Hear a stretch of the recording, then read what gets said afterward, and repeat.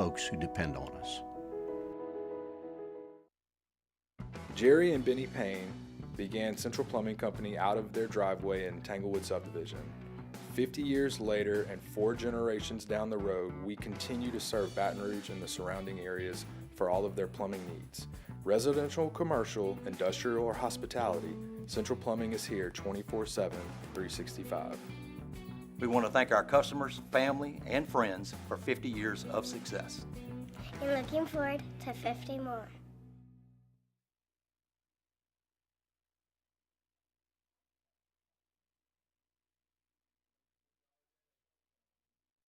Sports Center.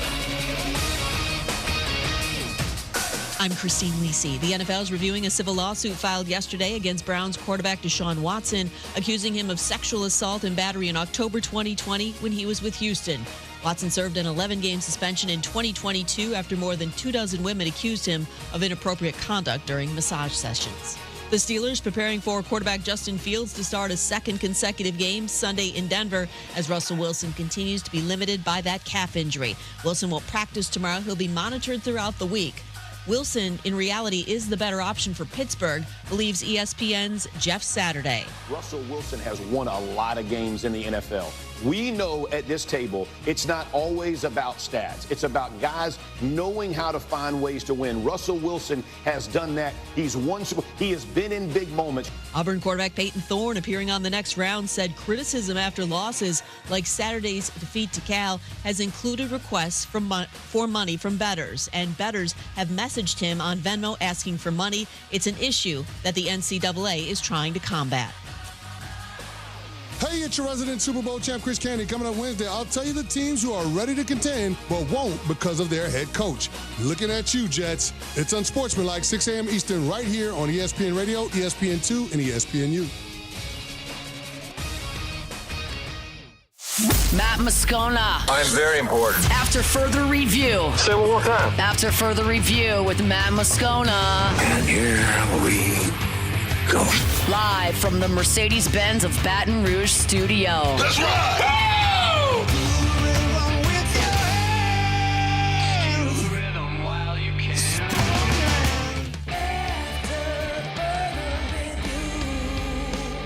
And off we go. Welcome aboard. Glad you're with us. It's AFR, powered by Sunshine, your hometown John Deere dealer in Louisiana. I'm Matt. This is Shaq O'Neal, and I hate Matt. Paul O'Neal. They're chanting Paul O'Neal's name. Muso.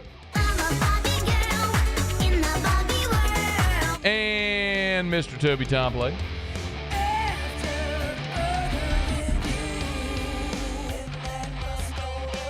All right, we're here. Glad you are as well. Get out there and make it a good one. Shea, Dixon in 15 minutes. Tim Brando next hour. Ross Jackson will be here talking some Houdat in hour number 3. We got a ton to do. Let us begin as we do every single day. It's time to pop the top on another edition of AFR with Bud Light. Drink easy. All right, all eyes, of course, on the golf and Francine and how this might affect the weekend, not only for all of us, but, of course, the teams we cheer for. I'll note that if you do want Francine coverage and you're in the greater Baton Rouge area, our sister station, Talk 107.3 FM, does an awesome job. They're planning wall-to-wall coverage. So if you are seeking that coverage, Talk 107.3 FM, talk1073.com. Our news partners over at WBRZ have the latest. This is not a storm segment, by the way. We're not a storm tracker. We're not, but it is relevant for the latest and how it's going to affect the Tigers and the Saints. We'll get to that in a second. The absolute latest from the National Hurricane Center, still projecting Francine to make landfall as a Cat 1, and looking like Wednesday evening around 7 p.m. is where the brunt of Francine would probably hit us here in Baton Rouge. And I understand there's a lot of you watching or listening all over the state or the region of the country. But this was originally projected more towards southwest Louisiana. To those of you in Lake Charles and Acadiana, it's continued to jog east, and that cone of probability is just going, just cracking Baton Rouge right between the eyes. And, of course, points south as well, Morgan City. So Of course, we encourage everybody to be safe, man. Most importantly, if you're in the path, don't if it's smart to evacuate, get out now, take precautions, all that stuff. Of course, that's just so much more important than anything else we're going to talk about. But of course, we are a sports talk show, so naturally we're going to talk about how all of this stuff affects the sports teams, namely the Saints and the Tigers. So Brian Kelly on Monday, I had a chance to ask him about the contingencies for Francine. Here's what he said on Monday. There's one thing that I've learned about being here at LSU. There are plans over plans over plans when people talk about hurricanes. So the thing that we're clear on is we have a plan in place for Wednesday, Thursday, because that's when obviously it's imminent. And then the next stage is thunderstorms on Saturday and then disruption of the game. So I've already met with our strength staff for stretching purposes, our nutrition. So it's been a long morning on hurricanes and thunderstorms on Saturday. So, yes, we're already on top of that. Thank you. Now, for whatever it's worth, I'll get to what Dennis Allen had to say in just a quick second. But one of the footnotes there that Brian Kelly mentioned, and if you're not familiar, LSU's travel plans typically are, of course, they practice Thursday. They would have their light practice on Thursday. They travel on Friday. And then they'll play the game Saturday morning at noon Eastern, of course, 11 a.m. Central. And then after the game, they'd fly home. So if they're staying here, it wouldn't necessarily affect travel plans because Francine would be gone by Friday by the time they travel. It would be interesting to see how it might disrupt their practice schedule Wednesday, Thursday. Certainly Wednesday, if they practice early Wednesday, it shouldn't matter. By the time they practice later Thursday, then they could get through it. But again, they've got contingencies for all of that. Brian Kelly did mention the weather conditions during the game and the threat of rain. I'm looking right now at the chance of precipitation in Columbia on Saturday. And again, right now, it's Tuesday at 3 o'clock Central Time. So you're talking about 4 days, 4 full days. So forecasts, as we all know, can well change. But as I look at it right now, the highest percent chance of rain on Saturday is around midnight, Saturday morning, like Friday into Saturday. And then as you get closer to kickoff, that chance diminishes closer to about 20% around kickoff and then dips throughout the game. So actually the lowest percentage chance of rain in Columbia on Saturday is during the game. So that may actually end up benefiting LSU, which, as we know, LSU likes to throw the ball. So, boy, a lot of you know they like to throw the ball. So it may actually end up skirting Columbia during the game, but we'll see how that all plays out. Now, the New Orleans Saints, of course, play in Dallas. Saints no strangers to these contingencies as well. We talked about it on Monday. The fact that the last time the Saints had this lopsided of an opener was in 2021 when they beat Green Bay 38-3. That was a home opener played in Jacksonville as the Saints were trying to evade a storm. And so it's something Dennis Allen and the Saints are all well familiar with. Here was DA talking about their plan for the storm. Like everybody else in the city, we're monitoring it and we'll make plans accordingly. You know, I think we're going to meet again this afternoon and see what kind of plans we need to make, and then we'll kind of go from there. But I think we probably do this better than anybody else in the National Football League, so we'll figure it out. I mean, the Saints, Jacksonville, Miami, Tampa.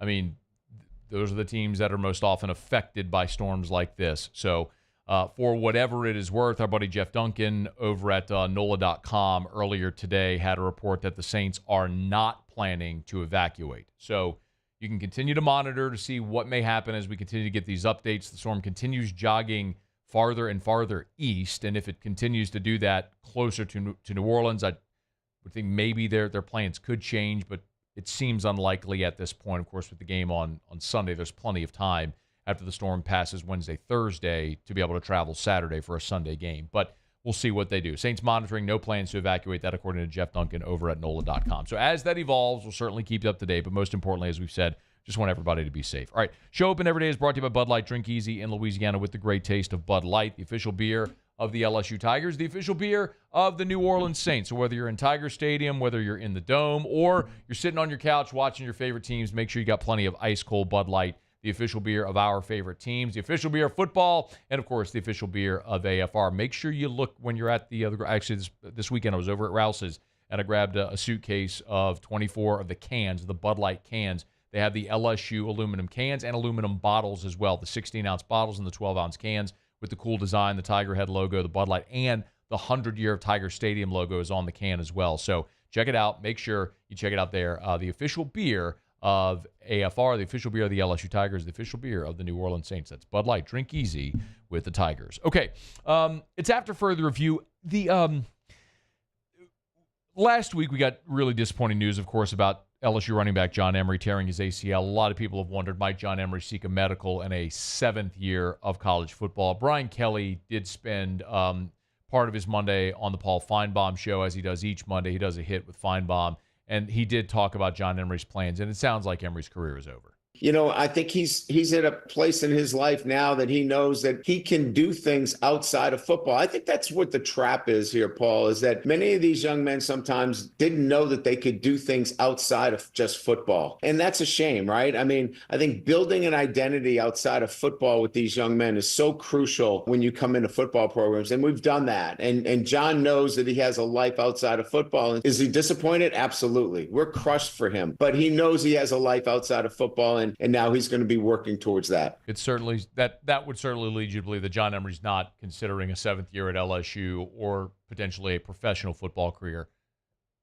That could change as he rehabs and goes through it. Maybe he tries to give it a go if he gets a tryout somewhere. We'll see what John Emery may elect to do. But y'all know I've said it plenty of times. John Emery will always have a fan. And me, I'll pull for him whatever he elects to do in life.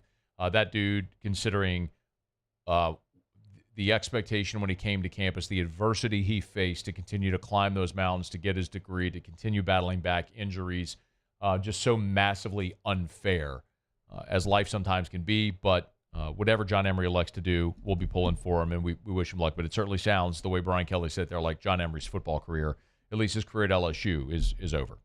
All right, it's after further review. There was some massive recruiting news today. We have, we told you last week, Jakeem Stewart, 5-star, #1 player in the country for the class of 2026, left St. Aug on Friday. The big question was, where's he going to go? Is he going to go to IMG? Is he going to go to East St. John in Reserve, where his parents live, somewhere else? Well, we have that answer now. And what might that mean for Jakeem Stewart as a recruit? We're going to talk about that with Shea Dixon when we come back. Stay here. It's AFR.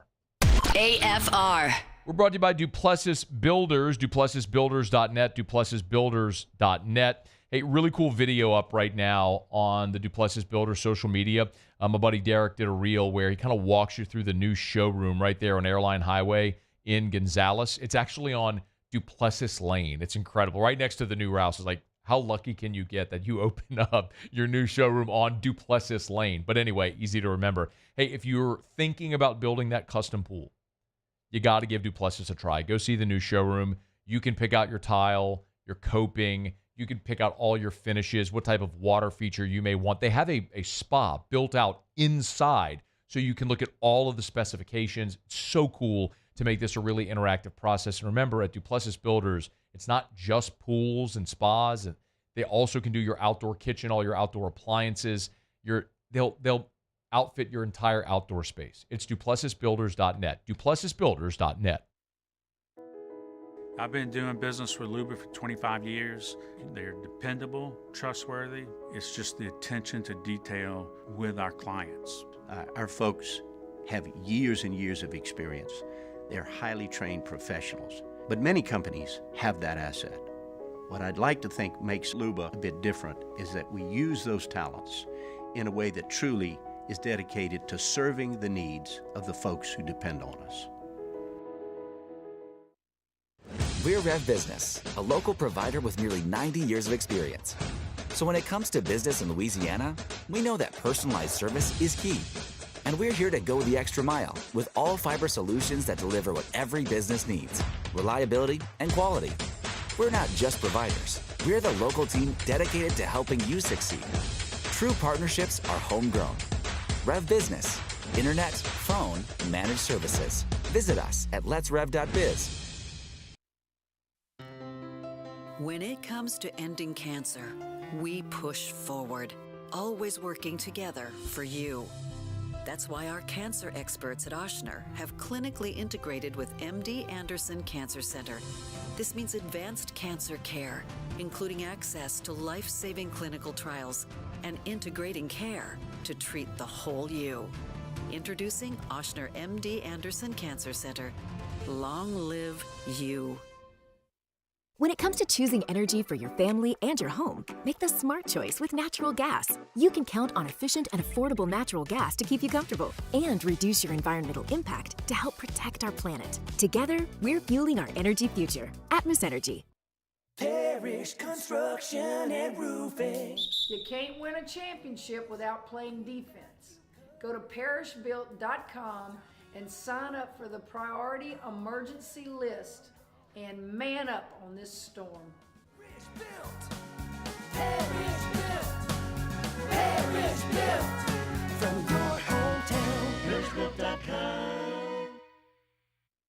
Dylan Cruz here to tell you about Six Rings Baseball and Softball Camp. If you live on the North Shore and play ball, go to Six Rings Camps with former LSU assistant coach Dan Canaveri. His knowledge is second to none, and your child will improve and have fun doing it. Camps were held at Coquille Park and Six Rings Academy in Covington with 4 sessions over the summer. Full day and morning only sessions are available from ages 7 to 13. Go to sixringsbaseball.com or call 985-206-9096.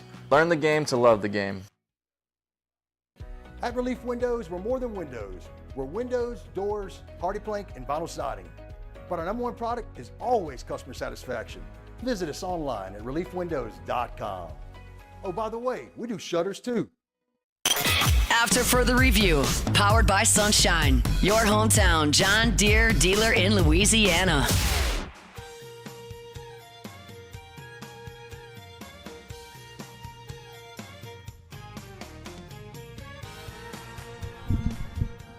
All right, glad you're rolling along with us here. Tuesday edition of AFR. Y'all be safe with the weather looming with Francine.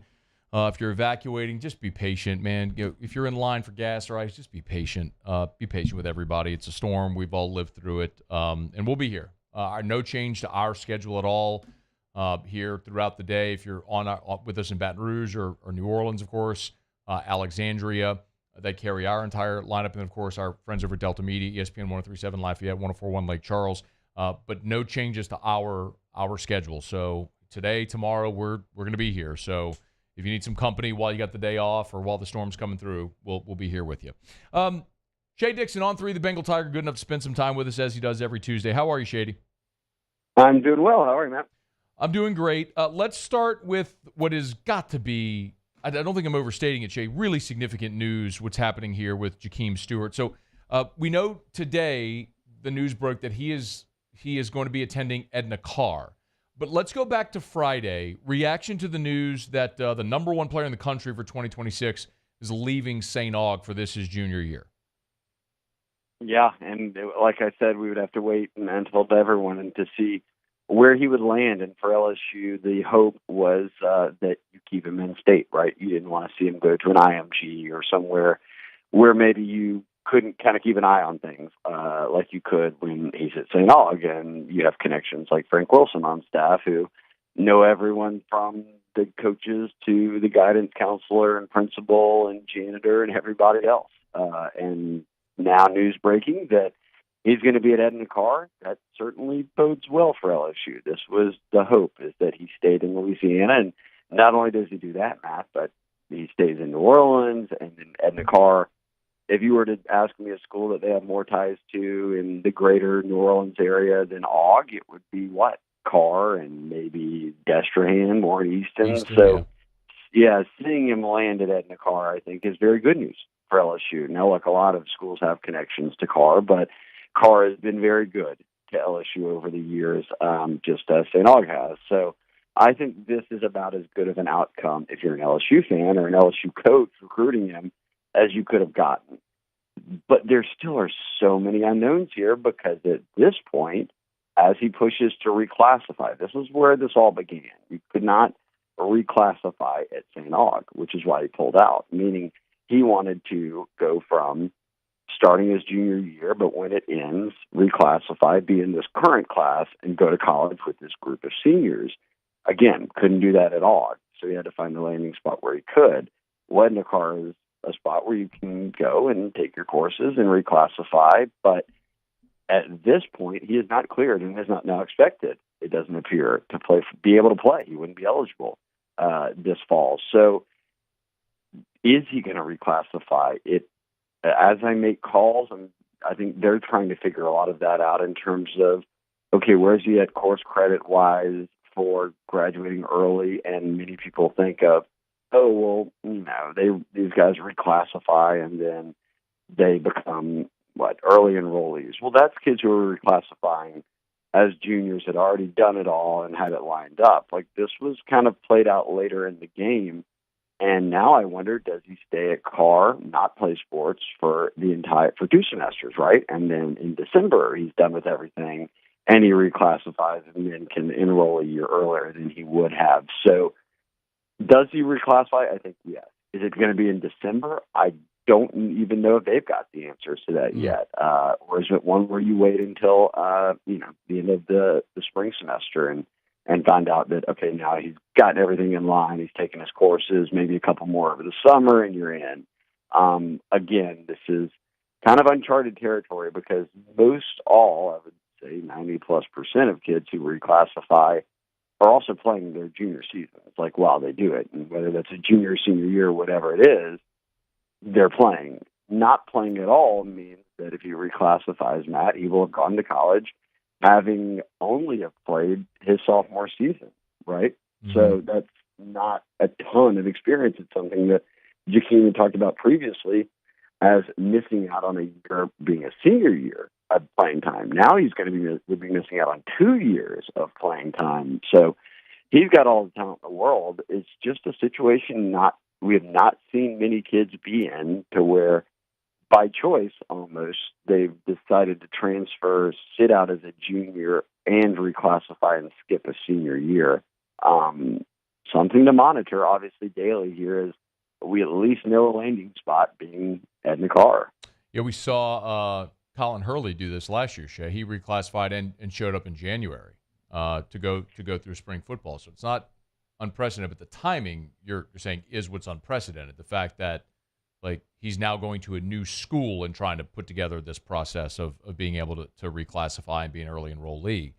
Does his ineligibility, his inability to play his junior season, does that hurt him at all as far as recruiting, ranking, profile, projection, all that stuff?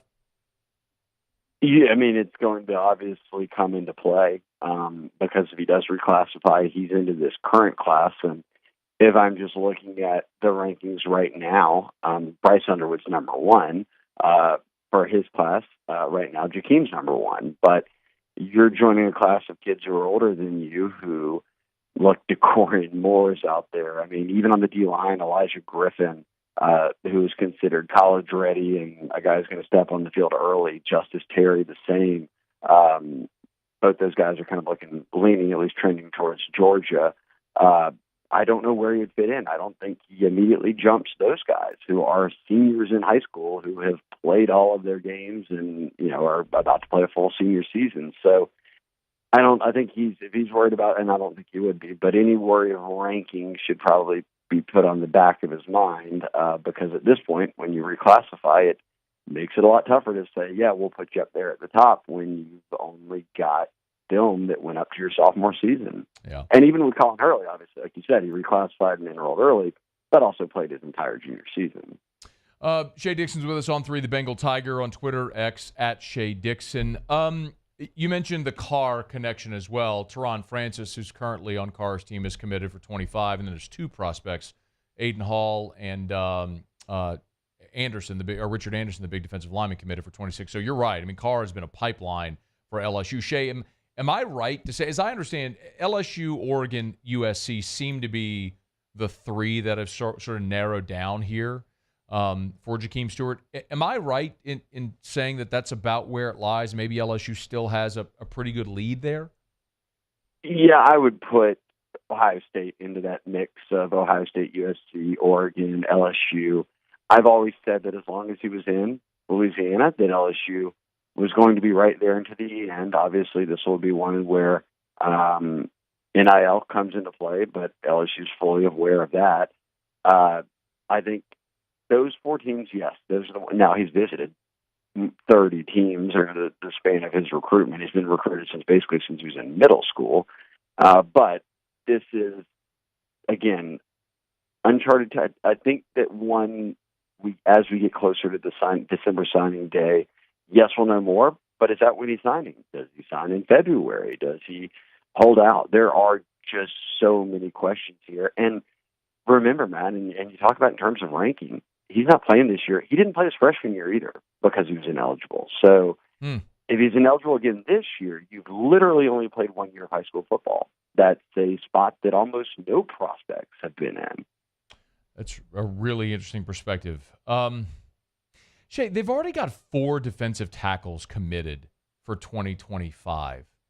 Obviously, if you want to take Stewart, if Stewart wants to be a part of the class, you take him. That's not even a question. But do you need 5? Like, do you maybe see some attrition in the class if you get Stewart in the 25 class? Say that again. You broke out for a second. I'm sorry. After 40 tackles? Yeah, so they've already got 4 DTs committed for 25. Of course, you're going to take Stewart if he wants to be in this class, but do you maybe see attrition among your commits for the class of 2025? Like, do you take 5 defensive tackles?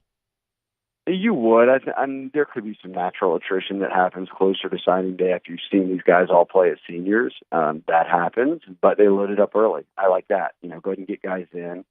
But I think no matter what, they would take Jakeem Stewart. So they wouldn't necessarily. I don't think Stewart getting into the class, and if another D tackle signed elsewhere, I don't think they would be correlated. I think that would largely just hinge on how that other player played or didn't play as a senior this fall, because we know they need DTs, and they didn't have much depth going into this year. They realized the portal doesn't have a ton of options, and here we are in week 3 with now them moving forward without their best D tackle, who Brian Kelly called kind of one of the stalwarts of the defensive line, and the only guy with starts under his belt from LSU that had returned. So I think they want to stack up on as many of those guys as possible, just knowing between injury or guys not panning out like you thought they would, whatever it might be, that you've got some insurance with other people on roster. So just because of how depleted it's been, I think that they'd take 5, no doubt.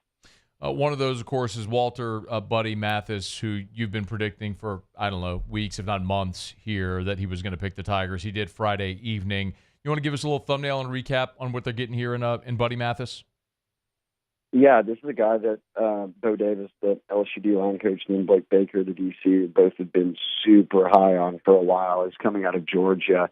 And I tell people all the time, look, there are not a lot of D tackles out there who are, the Walter Nolans of the world, like these elite 5-star no doubters. And there are only a couple 5-star D tackles in this current cycle. So it was no shock that when you go to the portal, even after guys have played in college, there's not a ton of D tackles out there. So when you when you look at a guy like Buddy Mathis, people will say, oh, well, Shea met on 3, for instance. You've got him as an 89, a 3-star, a 90 would be a 4-star. So they're kind of taking a closer look at him as a senior, and then maybe he'll be a 4-star. I'd throw the stars out the window. Bring up his offer list.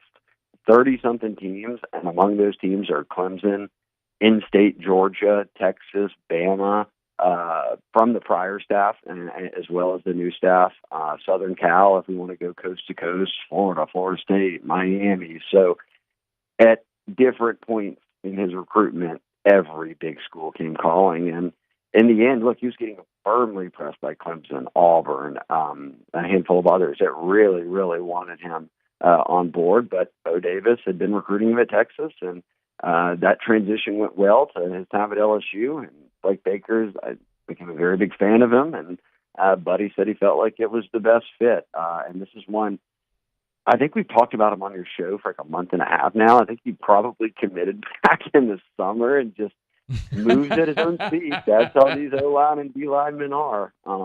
But he was supposed to announce a week prior than when he did. And he said he was just waiting on a graphic, and then he eventually tweeted out the graphic. And I can tell you that even Ace Fawcett, whenever he texted me, he said, hey, look, man, after Buddy committed and went public, he said, I had sent that graphic to him like a week ago. The kid moves at his own speed.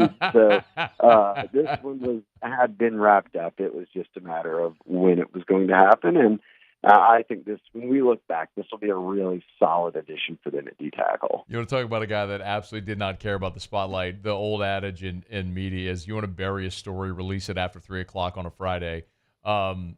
6:07, like we had just gotten off the air, boom, the Friday. There's Buddy Mathis's tweet. I'm like, He just did not care a lick about any of the attention. Shea, last thing before you go. Of course, we know like home games are big for recruiting. Tigers on the road this week. What's up on the recruiting calendar? What should we be keeping an eye on? Yeah, and they were going to get on the road because you can get on the road and watch kids this week. Currently, go out and see them, and especially if you have a home game on Friday night, you can roll out and see some guys play. But last week, everything kind of got thrown out with weather. A lot of games were pushed back a day or delayed or pushed to Saturdays. So I think that they've kind of just said, hey, let's press the reset button when we get back from South Carolina. They've got some home games on the road. They've got a bye week before Ole Miss and another home game. So that stretch will both allow them to get a lot of guys on campus and then also go out and see a lot of guys. So kind of doing a little bit of double duties as they do evals. Maybe we see some new offers go out here in Louisiana. It's always, I kind of say, the coaches want a month, let them see everybody play 3 or 4 games, and then that's when they've gone after a number of guys who have gotten those offers as seniors, let alone guys will be offering as juniors when they get out and see them. But also then just starting to bring in more visitors for games. And look, I kind of knocked on the Nichols visitor list a little bit, but they still had a nice show.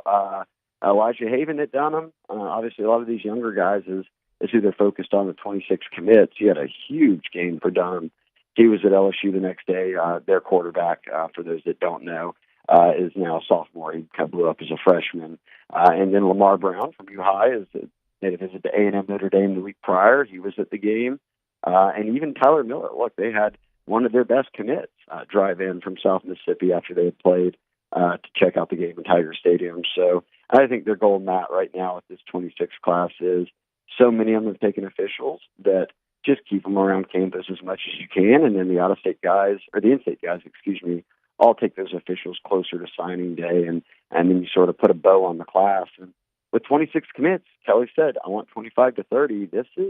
They've done the heavy lifting, and that's where you want to be. You don't want to have to be doing any heavy lifting and hoping and praying during the season, right? You want to have it all done and then hold on from there, and that's where they're at. And still a top 3 class, and I've done the math. Unless things fall apart, this is a firm top 5 class, and I kind of feel pretty good about them sticking in the top 3. Shea Dixon on 3, the Bengal Tiger. Get him on Twitter, X at Shea Dixon. Thanks, man. Yep. We appreciate it. Well, now I got a quick break. Go around the SEC next. Stick around. AFR. Right by the Watermark Hotel and the Renaissance Hotel. Watermark downtown, Renaissance Southtown. 2 amazing hotel properties in Baton Rouge. You know where to find them. Of course, we tell you all the time about the Watermark. Beautiful hotel downtown, and the Renaissance right there on Bluebonnet across from the Mall of Louisiana and Perkins Row. Gorgeous spot. And one of the things we always like to highlight when we talk about the Renaissance, of course, we tell you about Tallulah, the amazing casual upscale dining experience there in the Renaissance Hotel. But also, look, if you're trying to host an event, whether it's a wedding reception, if it's a fundraiser, if it's a gala, if it's a corporate board meeting, it doesn't matter if it's 12 people to 500 people, the Renaissance Hotel can sort of configure and manipulate their space to meet whatever need you have. I mean, the entire LSU program stays at the Renaissance the Friday before home football game, so they can help. And always cool events going on as well, like their charcuterie class coming up as well. You can learn more on their Facebook page or on the website. Check them out. It's the Renaissance Hotel. Gulf Coast Office Products is a nationally recognized Savin office equipment dealer based right here in Louisiana. Over 100 employees strong, Gulf Coast has the boots on the ground to support all vertical markets, from education, engineering, legal, and finance. With the latest in office technology, from desktop to production segment units, Gulf Coast and Savin have the perfect fit for you. Call 225-756-2644. That's 756-2644 for Gulf Coast Office Products. The Windsor Senior Living Community in Mandeville, Louisiana is a beautiful, vibrant apartment community geared toward seniors. They are nestled right in the heart of Mandeville, where seniors live a more carefree lifestyle in spacious apartments with the peace of mind that comes from having a little extra help. Call the Windsor at 985-624-8040 to schedule a lunch and tour. Come see how the Windsor can be your passport to peace of mind. When it comes to ending cancer, we push forward, always working together for you. That's why our cancer experts at Ochsner have clinically integrated with MD Anderson Cancer Center. This means advanced cancer care, including access to life-saving clinical trials and integrating care to treat the whole you. Introducing Ochsner MD Anderson Cancer Center. Long live you. Electricity is all around us, and our families depend on it. Every day is sparked by the power of a cold drink or a warm meal, a movie night, and a comforting light at the end of a dark hallway. From sunrise to sunset, playtime to bedtime, our team is ready to take care of your electrical needs, even in the case of an after-hours emergency. The light in your life shines brighter with Mr. Electric. Hey, it's Matt Moscona. For years, you've heard me tell you about Insurance Network of Louisiana, helping you find better coverage for less money. But it's not just for your home and auto. They also offer commercial property. So, retail stores, professional offices like doctors, dentists, attorneys, clothing boutiques. Insurance Network of Louisiana can find you better coverage for less money. They service the entire state of Louisiana, and they're local. So call today at 293-0450 or lainsurance.net. There it is, the extra mile, on the border of expected and extraordinary, for those willing to go further, like vans customized for work or play, with safety and tech to keep you connected, supported by a 5-star sales, service, and finance team, and backed by the 1-star you know. So go the extra mile.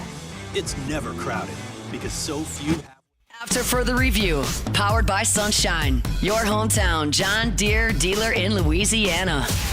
These fields in the hot summer sun, over by the gate, Lordy, here she comes with a basket full of chicken and a big cold jug of sweet tea. Storm's coming. Our friends over at Sunshine want to remind you, just follow them on their social media for updates.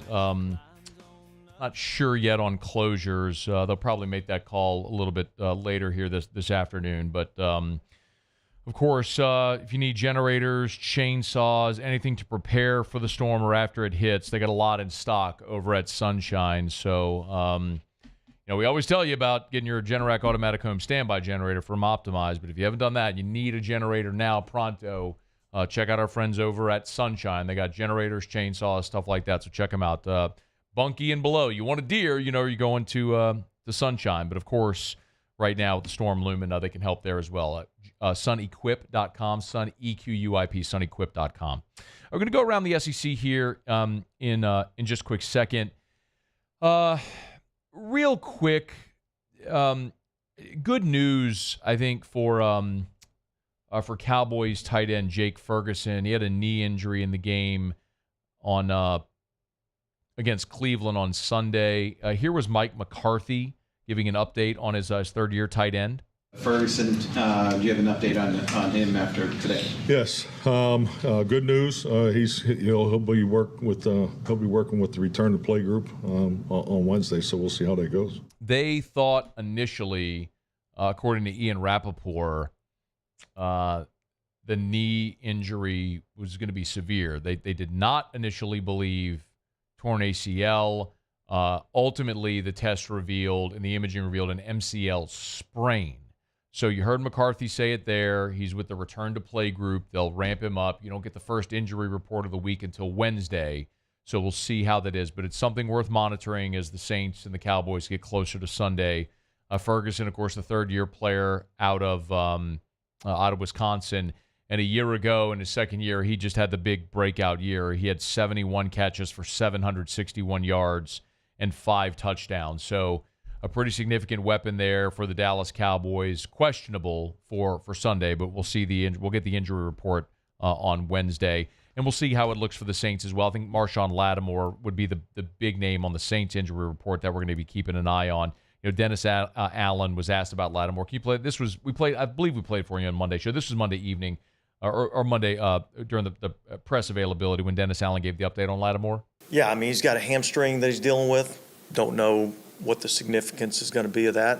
We'll go through the week and evaluate him and see what we do. Again, so we'll keep an eye on the injury report when it comes on Wednesday. It'll be the first injury. Right about the time we're starting the show, we'll get the first injury report of the week. All right, we're going to go around the SEC in just a quick second. We're brought to you by First South Farm Credit. Of course, all you farmers out there who support Sunshine and John Deere, of course, you know about First South Farm Credit as well, because for more than 100 years now, First South Farm Credit has done one thing. They've helped Louisianians buy land. Of course, they're first in agriculture, and farmers know that. There's not a farmer in the state of Louisiana that's unfamiliar with First South Farm Credit. But what you may not know is that be it the 10, 20 acres on Hoosiatu or in Covington or in Clinton or Zachary or wherever, you want to buy that land to build your family's dream home, First South Farm Credit can help. You want the 30, 50, 100 acres for your hunting property, whatever it may be, First South Farm Credit can help you finance land. That's what they've done for more than 100 years. Through world wars and economic depressions and natural disasters, they've been there through it all, and they've helped Louisianians buy land. So your first call should be to First South Farm Credit. FirstSouthLand.com. That's FirstSouthLand.com.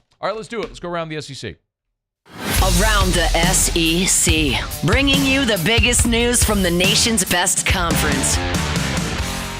The Auburn Tigers. Auburn backup quarterback Hank Brown will, quote, definitely get his share of reps this week. That, according to Hugh Freeze. Peyton Thorne was abysmal in the loss to Cal when Auburn was upset at home 21-14. So Brown will get his opportunity in practice. No word on if he'll get game reps. That'll be played out this week.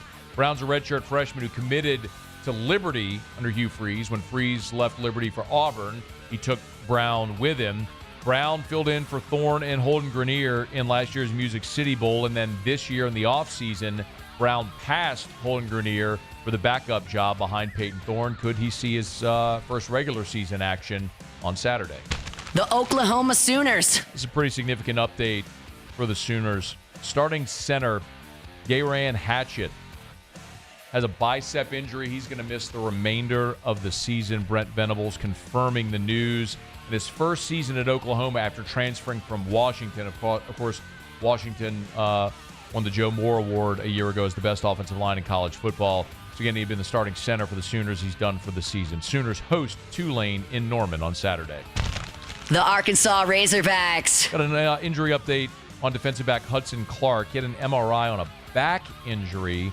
Started dealing with those injuries during the game against Oklahoma State. He was limited to just some special teams play and limited action defensively. But Sam Pittman said he's not sure if Clark's going to be able to play this week when the Razorbacks host UAB. Texas A&M! And another get from Mike Elko. This happened over the weekend, but four-star defensive back Rashad Johnson flipped his commitment from Georgia to Texas A&M. He's a four-star safety out of the state of Florida. Had been committed to Georgia since July the 14th. He picked the Bulldogs initially over Louisville, Penn State, Texas A&M. Now flips to the Aggies. He's number 361 overall in the on-3 composite, the number 33 safety. 6'1 and a half, 190-pounder. He's the 21st commit for A&M's 2025 class.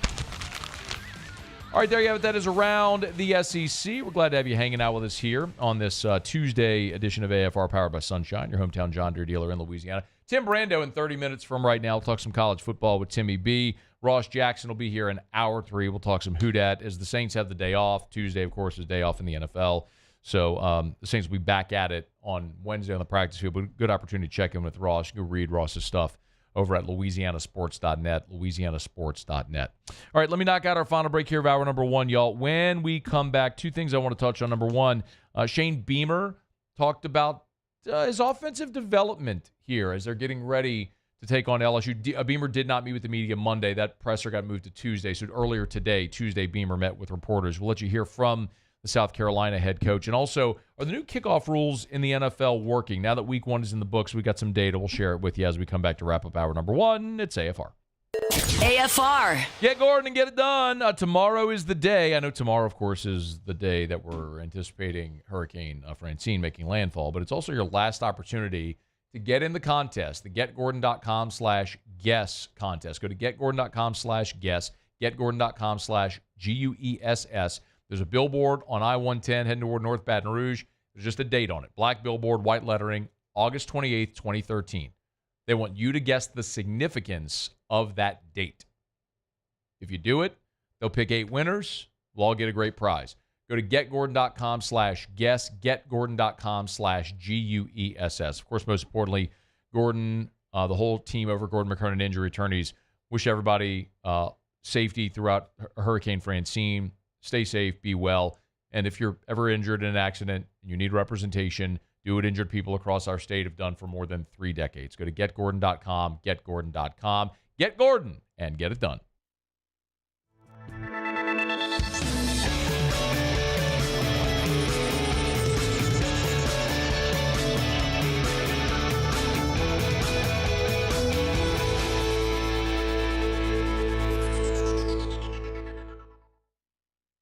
Gulf Coast Bank and Trust is giving our customers the power to bank anywhere, anytime during this challenging event. And we're right there with you. Our mobile banking app is a smart way to manage your money and time. Gulf Coast Bank and Trust, the bank that cares about you. It's no secret.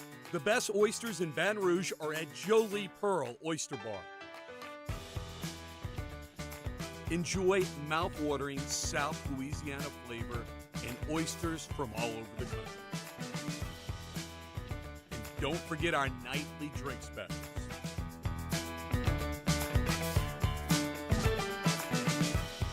Jolie Pearl Oyster Bar, located in downtown Baton Rouge.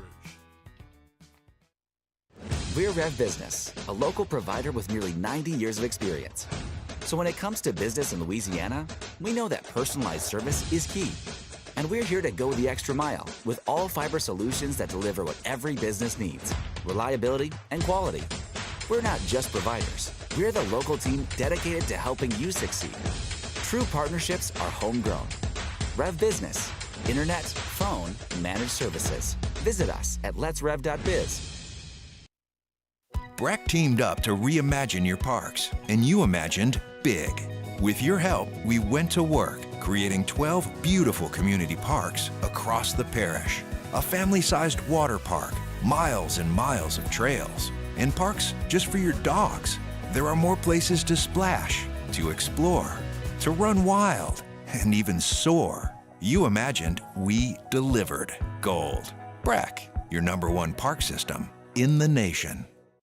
Gulf Coast Office Products is a nationally recognized Savin office equipment dealer based right here in Louisiana. Over 100 employees strong, Gulf Coast has the boots on the ground to support all vertical markets, from education, engineering, legal, and finance. With the latest in office technology, from desktop to production segment units, Gulf Coast and Savin have the perfect fit for you. Call 225-756-2644. That's 756-2644 for Gulf Coast Office Products.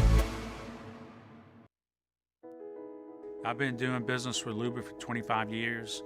They're dependable, trustworthy. It's just the attention to detail with our clients. Our folks have years and years of experience. They're highly trained professionals. But many companies have that asset. What I'd like to think makes Luba a bit different is that we use those talents. After further review, powered by Sunshine, your hometown John Deere dealer in Louisiana. She thinks my tractor's sexy. Congratulations to Quentin Lewis from Walker. Quentin is the Week 2 winner in our 2024 Pick'em contest and wins a Hooters wing party for 10 people. Not big, Quentin. Don't forget to make your picks for round 3 by Thursday at noon. Weekly winners receive a Hooters wing party for 10 people, and the first place season-long champion will receive a 75-inch 4K flat-screen TV and soundbar, plus free Hooters wings for an entire year. It's the 2024 College Football Pick'em, presented by Hooters. Week 1 of the NFL season in the books. Of course, Monday Night Football. Niners pounded the Jets. So much for our plays last night, Muse.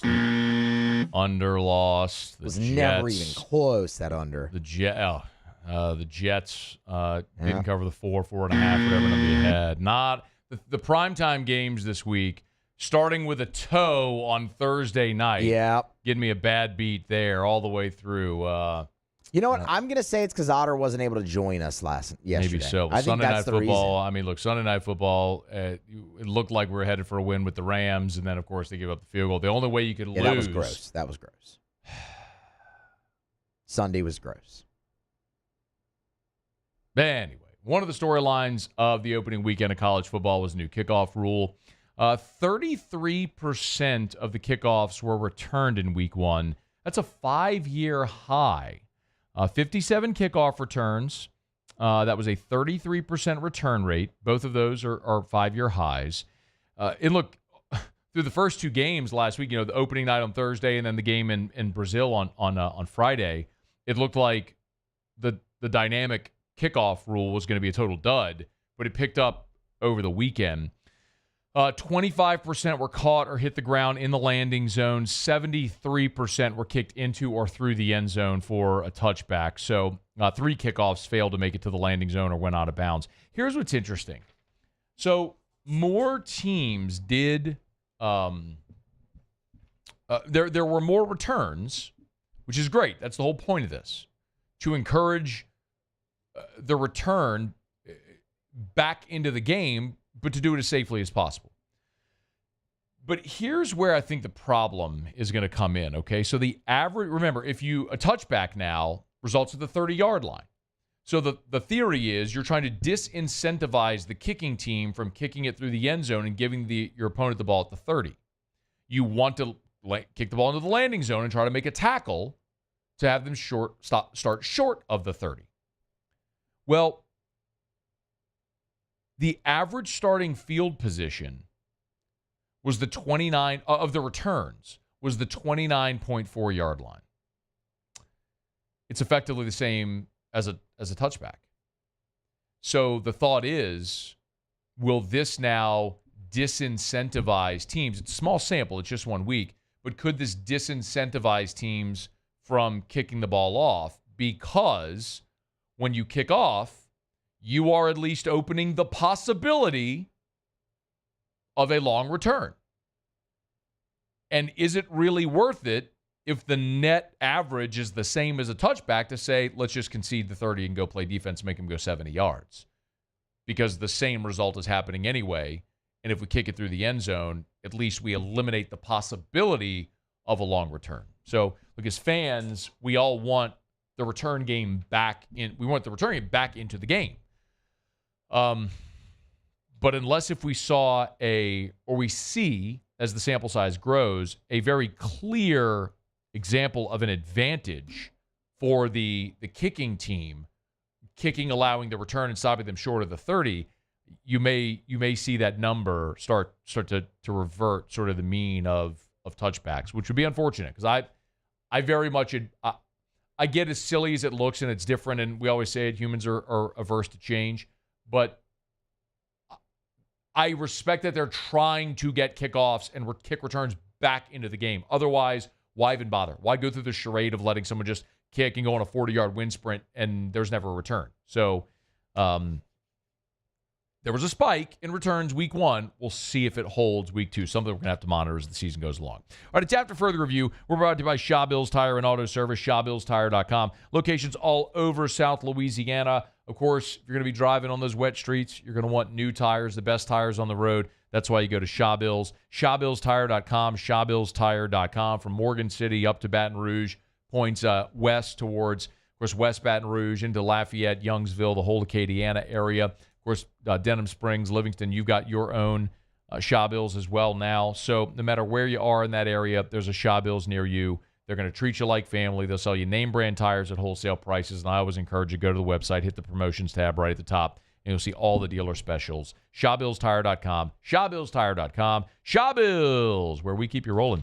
Shane Beamer met with reporters on Tuesday in advance of the LSU game coming up in Columbia on Saturday. Of course, BK, most coaches have their media availability on Monday, but Shane Beamer did on Tuesday of this week. And I'm most interested to hear Shane Beamer talk about his offense because quite frankly, his offense has been atrocious through 2 weeks. I know they won 31-6 this past week, but there's context there if you didn't watch the game. Here was Shane Beamer talking about the next step for his offense. You got to eliminate the negative plays. We've had way too many negative plays, especially this week. You know, we're playing a defensive coordinator that was at Missouri the last 3 seasons and frankly embarrassed us the last 3 seasons with the number of negative plays. I think in 3 games we've had like 8 sacks and 24 tackles for loss, if I'm not mistaken, in the last 3 years. So it's efficiency. efficient runs. Not every pass is going to be a 50-yard explosive down the field, but just being able to have efficient passes and stay on schedule as an offense will be key this week. And that's, to me, that's kind of the next step that we got to get better at. Missouri, for what he's talking about there, he's talking about Blake Baker, of course. Last year, Missouri in Como, beat South Carolina 34-12. The year before, Missouri beat South Carolina in Columbia, South Carolina, 23-10. And then in 2021, 2021, I guess Blake Baker was still in Baton Rouge. But the last 2 years that Baker was the defensive coordinator at Missouri, he held South Carolina's offense to 10 points and 12 points. 10 points in 22, 12 points last year. So Shane Beamer knows well what the challenge is going against this Blake Baker defense. And this is something we're going to talk about as we continue throughout the week. South Carolina right now is second to last in the SEC in scoring offense at 27 points a game. And you might say, well, 27 points a game, that's not bad. I understand that. But understand, usually early in the season, you play a layup. You have a cupcake somewhere in the first 2 weeks. And so your scoring average gets completely outsized. Like Ole Miss is averaging 64 a game. That's going to come to the mean whenever they start playing better opponents. But South Carolina scored 23 points at home against Old Dominion. And I told you last week, if you watched that game against Kentucky, it was 31-6. That was a 10-6 ball game at half, and the last score was a pick six. So it ain't like the offense was awesome. That South Carolina offense has a big challenge this week. I think it fares well for LSU's defense. AFR. We're brought to you by Relief Windows and ReliefWindows.com. Energy-efficient replacement windows, beautiful entry doors, hardy plank vinyl siding. They do it all. Oh, yeah. They do indoor shutters as well over at Relief Windows. Hey, look, everybody's being very mindful of the weather with Francine coming. A lot of closures on Wednesday, Thursday, or some combination therein.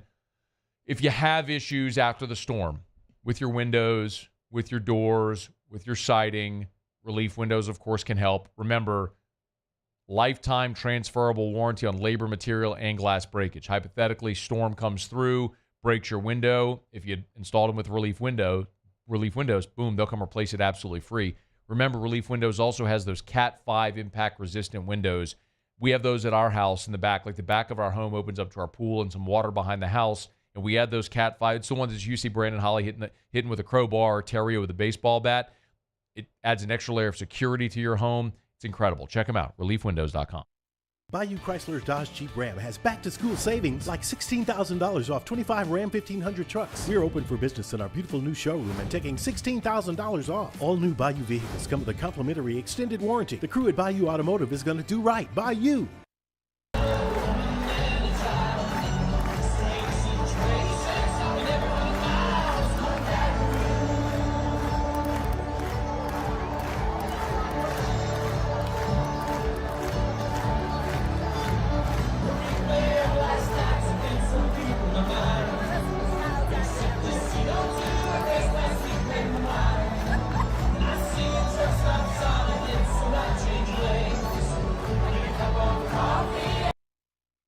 Jerry and Benny Payne began Central Plumbing Company out of their driveway in Tanglewood subdivision. 50 years later and 4 generations down the road, we continue to serve Baton Rouge and the surrounding areas for all of their plumbing needs. Residential, commercial, industrial, or hospitality, Central Plumbing is here 24/7, 365. We want to thank our customers, family, and friends for 50 years of success. And looking forward to 50 more. Dylan Cruz here to tell you about Six Rings Baseball and Softball Camp. If you live on the North Shore and play ball, go to Six Rings Camps with former LSU assistant coach Dan Canaveri. His knowledge is second to none, and your child will improve and have fun doing it. Camps were held at Coquille Park and Six Rings Academy in Covington with 4 sessions over the summer. Full day and morning only sessions are available from ages 7 to 13. Go to sixringsbaseball.com or call 985-206-9096. Learn the game to love the game. When it comes to ending cancer, we push forward, always working together for you. That's why our cancer experts at Ochsner have clinically integrated with MD Anderson Cancer Center. This means advanced cancer care, including access to life-saving clinical trials and integrating care to treat the whole you. Introducing Ochsner MD Anderson Cancer Center. Long live you. Electricity is all around us, and our families depend on it. Every day is sparked by the power of a cold drink or a warm meal, a movie night, and a comforting light at the end of a dark hallway. From sunrise to sunset, playtime to bedtime, our team is ready to take care of your electrical needs. Even in the case of an after-hours emergency, the light in your life shines brighter with Mr. Electric. There's nothing chill about a hot, sweaty line. Unless you add Mountain Cold Refreshment. Coors Light. Choose chill.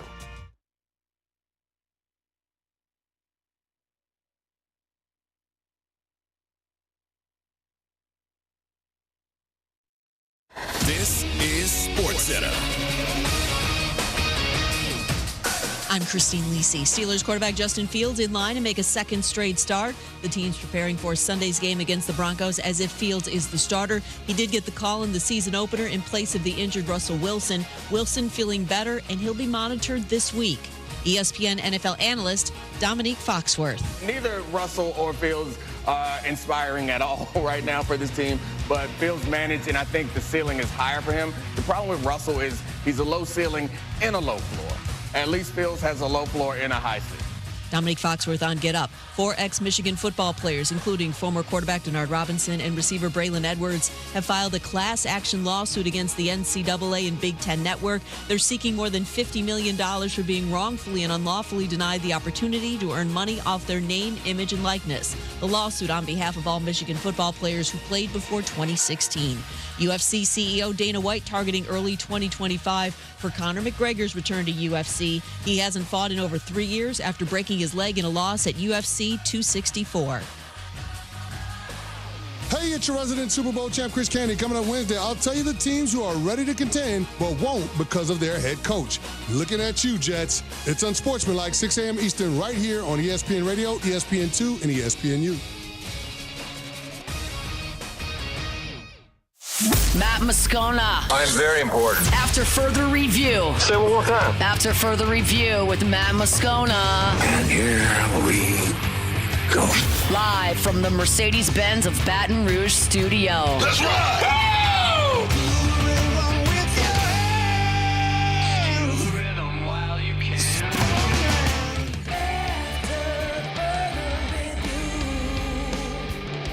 Hour 2, off we go. Welcome aboard. Glad you're with us. AFR, powered by Sunshine, your hometown John Deere dealer in Louisiana. I'm Matt. You're a loser, man! Hey, shut up, kid! Paul O'Neill. They're chanting Paul O'Neill's name.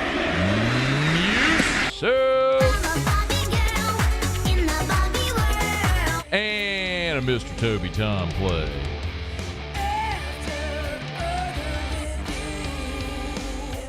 All right, we're here. Glad you are as well. Get out there and make it a good one. Tim and Beat in 15 minutes. Talk some college football with Tim Brando. Ross Jackson a little more than an hour from right now. We'll talk some Saints. By the way, a little Saints news today in case you missed it. Mike Garafolo reported via Twitter. This was about 10 o'clock this morning, Central Time. Browns are signing linebacker Khaleki Hudson off the Saints practice squad. Former fifth-round pick of the Commanders. Been with New Orleans since signing in April. Interestingly, so Khaleki Hudson was activated for the game on Sunday against Carolina.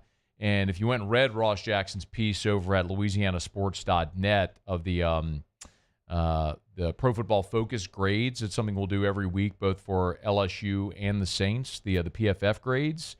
After Khaleki Hudson was one of the lowest graded Saints players coming off of the game against Carolina. We went through the numbers. And the good thing for the Saints is the top-ranked players were Eric McCoy, Juwan Johnson, Derek Carr, Tyrann Mathieu, Alvin Kamara, guys that you really expect to contribute. Your bottom 5 were Peyton Turner, Brian Brzee, Khaleki Hudson, Bub Means, and then Willie Gay. So Khaleki Hudson, just a 30.5 grade from Pro Football Focus, which is stunningly low. Just for context, Eric McCoy, your highest graded player, was at 90.7. So a 30.5 is shockingly low for Kalechi Hudson. But in any event, the Saints now have an extra spot on their practice squad. We'll see who they sign onto their practice squad. No word on that as of right now. When we have it, we'll pass it along. It's disappointing. And if you're not familiar with the practice squad rules, you can have a player on your practice squad, but any team can sign them at any point, but they have to sign them to their active roster. So the Browns are signing Kalechi Hudson to their 53-man roster, not their practice squad. So it's you're taking up an active roster spot in signing Kalechi Hudson. So we'll see what the Saints do now with a roster spot available in their practice squad. All right, it's after further review. We're glad to have you hanging out with us here. Coming off of Sunday's game, my biggest takeaway was the Saints rushing offense. Look, we went through all the superlatives, everything. I mean, down from Blake Grupe going 4 for 4 from field goal, 2 from 50+. Juwan Johnson blocking a punt. Derek Carr as efficient a game as he's played in New Orleans. The defense, 3 takeaways. Tyrann Mathieu still doing honey badger things. It was awesome. Top to bottom, everything was awesome. You won 47-10 in the NFL. Most points scored in a week 1 ever. But for me, the single biggest takeaway was the 180 rushing yards. You were 27th in the NFL in rushing offense a year ago. You were one of the worst rushing offensive teams in the NFL last year. And in game 1, you saw the manifestation of what Clint Kubiak was trying to do with their outside zone, getting out on the perimeter, getting your athletes in space, getting your athletic offensive linemen blocking in space as well. It benefited a guy like Trevor Penning, but also Taliese Fuanga. And CBS Sports put out their rookie rankings today. So it was the highest ranked rookies from week 1 in the NFL. This was Josh Edwards. And he had Taliese Fuanga 4th, the 4th highest rated rookie in the entire NFL for week 1 for his performance there against Carolina. He said Fuanga was one of 2 rookies unbeaten in pass protection in week 1, according to True Media, which could say as much about the Panthers, especially after Derek Brown got hurt, as it does Fuanga. He notes the Oregon State product had played right tackle in college, but as we know now is starting at left tackle. So really great start for Taliese Fuanga. If you're wondering about the rest of this list, Jared Verse, we got to see him at Florida State the last 2 years. Number 1, Joe Alt was number 2 with the Chargers. Xavier Worthy, who scored on his first touch as a pro with the Chiefs, was number 3. Fuanga 4. Center Zach Frazier with the Steelers 5. Kamari Lassiter out of Georgia, the cornerback, number 6. Ladd McConkey. How about Ladd at 7? Muse caught the game-winning touchdown in that game. Could potentially Chris Doering have been right? Ladd McConkey, top 10 receiver in the SEC over the last decade. No, I still don't buy it. Yeah, no, I don't buy it. Bucky Irving, Marshawn Neeland, and Brian Thomas Jr. Was 10th there. How about that? 10th best rookie. Opening weekend was BTJ. For what it's worth, Brian Thomas was, I went and looked up his Pro Football Focus grade, not including rookies, just all receivers in the NFL week 1. Brian Thomas was the 14th best graded wide receiver in the entire NFL week 1. Of course, caught a touchdown, 4 receptions, 47 yards. Had a good blocking grade as well. So really great start for Brian Thomas there in Jacksonville. But Taliese Fuanga, I think, is the story. And here was Dennis Allen on Monday after having an opportunity to review the tape from Sunday, met with reporters on Monday, and here's what he said about his rookie's debut. I thought his first regular season game was pretty good, and there were still too many negative plays that we've got to get corrected, and I think we will. I think the key for us is that race to improve from week 1 to week 2, and it has to be in all areas. And so I think that's what our focus is going to be. Old adage, biggest improvement week 1 to week 2, we'll see. But that is something Dennis Allen said, listen to his post-game comments, and then again on Monday, is you go have a game like that, it's important to be self-critical, to be able to look at yourself even after a game like that where seemingly everything you did went well, and look at the things that didn't go well and fix them. One of the sayings that I'm very fond of is winning masks deficiencies. For example, let's just flip it and talk and look at like the LSU USC game. Had had Garrett Nussmeier hit that pass in the flat to Aaron Anderson and he scores in the fourth quarter, LSU takes the lead, and let's say they win, we're not talking after the game or on Monday about the inability to run the ball and yada, all the stuff. Winning mass deficiencies. You forget, by the way, to bring it back to the Saints, you might have missed this, the Saints had 10 penalties on Sunday. That didn't hurt you when you're beating the holy hell out of Carolina 47-10, but you go to Dallas, you're playing a closer game, you commit 10 penalties. That could be the difference. I think that's what Dennis Allen is saying. Just because you won and won the manner in which you did, it was incredible. They were awesome in every facet. Be self-critical. Be able to look at where, be analytical, be able to look at where maybe you didn't play as well, even if it's in the margins. Because the average margin in the NFL is 3.5 points. So the small things in the NFL generally make a difference. Whatever those are, it's hard to identify them now. Maybe it's penalties. Get those corrected this week before you go to Dallas, because the challenge ratchets up significantly from Carolina, who's the worst team in the NFL, to Dallas, who's one on the short list of the best teams in the NFC, if not the entire NFL. They looked really good against a team that was the best defense in the NFL a year ago in Cleveland. Dallas went on the road, scored 30 on them, and just pounded Dallas into submission, or pounded Cleveland into submission. So bigger challenge for New Orleans this Sunday when they go to Dallas. Okay, it's After Further Review. We're brought to you by South Point Volkswagen, southpointvw.com. New and certified pre-owned in Baton Rouge and online. You know where to find them, southpointvw.com. The red tag sales event's going on right now. Look, here's hoping everybody's super safe with the storm, batten down the hatches, ride it out, or get out of town either way. But if you are staying here when everything's open back up and you're in the market for a new vehicle, remember our friends at South Point Volkswagen. They're awesome. They're local. They've been in business for more than 30 years right there on Airline Highway. I love them. They're our state's largest volume Volkswagen dealer. They've been great to me. Eric and I have bought, half dozen cars from them over the years, and that number will just keep growing as the years go along. No matter what type of vehicle you're in the market for, even an EV. Of course, I got the ID4, the ID Buzz. That's the electric Volkswagen bus. If you want to check it out, they're getting 7 of them. You can pre-order one at southpointvw.com. South Point Volkswagen, what's your direction? Okay, y'all, glad to have you hanging out with us here. 1 hour from right now, Ross Jackson will be here. I'll ask him about Kalecki Hudson getting signed off the practice squad, the Saints contingencies this week, going to Dallas, what he liked, what he didn't like after all the film review and stuff like that. So we'll have Ross Jackson here an hour from right now. Looking forward to that. Of course, you can read Ross's stuff over at louisianasports.net. Let me knock out a break. Talk some college football, big picture stuff with Tim Brando. Fox Sports will be here next. It's AFR. After Further Review. Hey, I know with the storm looming, this may not be front and center of everybody's mind, but quite honestly, because you may have some downtime, this could be a good time to go check out those turnarounds from Action Industries that I've been telling you about. So Action has 2 turnarounds that are about to start, and they need people. It's turnaround season. You know that. They need 100 to 125 people for these 2 turnarounds. They're month-long turnarounds, 4 to 5 weeks. You'll be working 7/12s, and they need people. Welders, pipe fitters, boiler makers, crane operators. If that's you or someone you know, and you're looking to go work, make that money right now, football season, you can do it. Before hunting season really gets cranked up, Action Industries. You can apply in person at their Geismar office, Highway 30 in Geismar. You can apply in person there, go ask for Zach. Or you can apply online at actionindinc.com, Action Industries Incorporated. It's Action Industries, proud partner of LSU Athletics. I've been doing business with Luba for 25 years. They're dependable, trustworthy. It's just the attention to detail with our clients. Our folks have years and years of experience.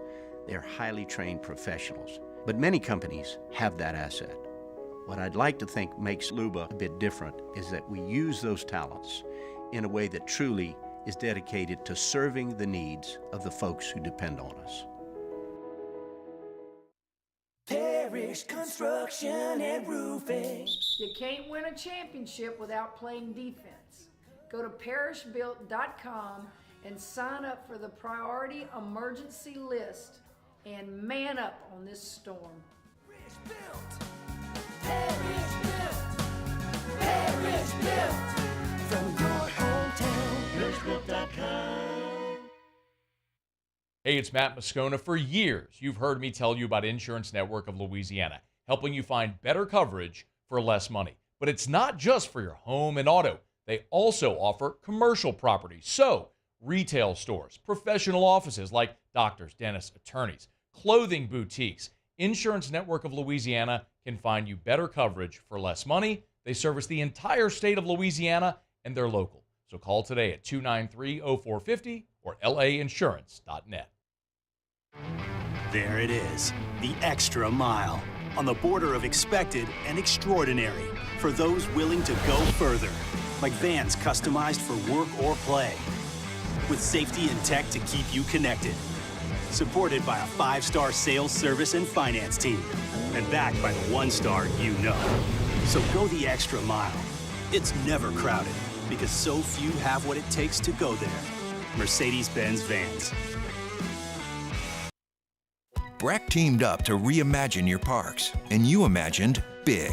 With your help, we went to work, creating 12 beautiful community parks across the parish. A family-sized water park, miles and miles of trails, and parks just for your dogs. There are more places to splash, to explore, to run wild, and even soar. You imagined, we delivered. Gold. Breck, your #1 park system in the nation. Gulf Coast Office Products is a nationally recognized Savin office equipment dealer based right here in Louisiana. Over 100 employees strong, Gulf Coast has the boots on the ground to support all vertical markets, from education, engineering, legal, and finance. With the latest in office technology, from desktop to production segment units, Gulf Coast and Savin have the perfect fit for you. Call 225-756-2644. That's 756-2644 for Gulf Coast Office Products. After further review, powered by Sunshine, your hometown John Deere dealer in Louisiana.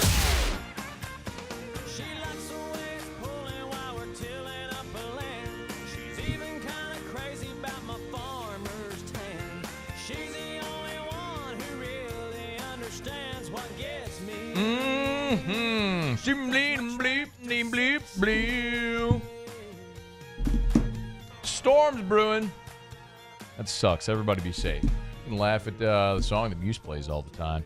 Muse, get creative over there, man. Why don't you play something different for a change? It's like you play the same thing Can you every not time. talk to me right now while I'm trying to get the guest on? Oh, you're trying to call Timmy B? Yes. So we were legit having the conversation. Muse is trying to call Tim Brando. Should we use, like, I love the South Park Timmy gif and drop the Timmy. Timmy.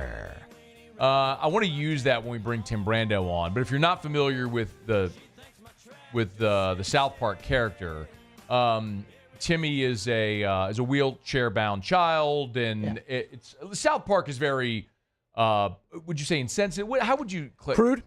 Crude.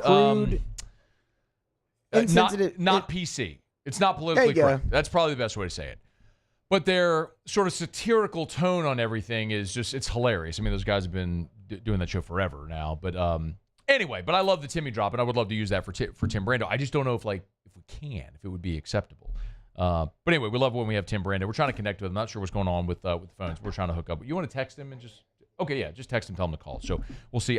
Something I want to ask Tim about is this. I'm not sure if you saw, but the numbers are in for Fox's Big Noon Saturday, of course. And we're not doing this just because Tim's here or is going to be here. And he's a Fox employee. But Big Noon Saturday was Michigan, Texas, from the Big House. And Big Noon Saturday drew 9.35 million viewers. It was the most watched. I got to move my head out of the way there, Paul. It was the most watched college football game of the season on any network. 9.35 million. Now, the season's only 2 weeks old. But remember, you also had a game in Ireland that was a standalone with Florida State. I mean, you had Notre Dame being upset. You had Notre Dame against Texas A&M, which was a massive game as well. 9.35 million viewers is awesome. My biggest takeaway of this, though, remember when people who were opposed to an expanded college football playoff try to tell you that, well, you're just going to devalue the most sacred regular season. Oh, yeah?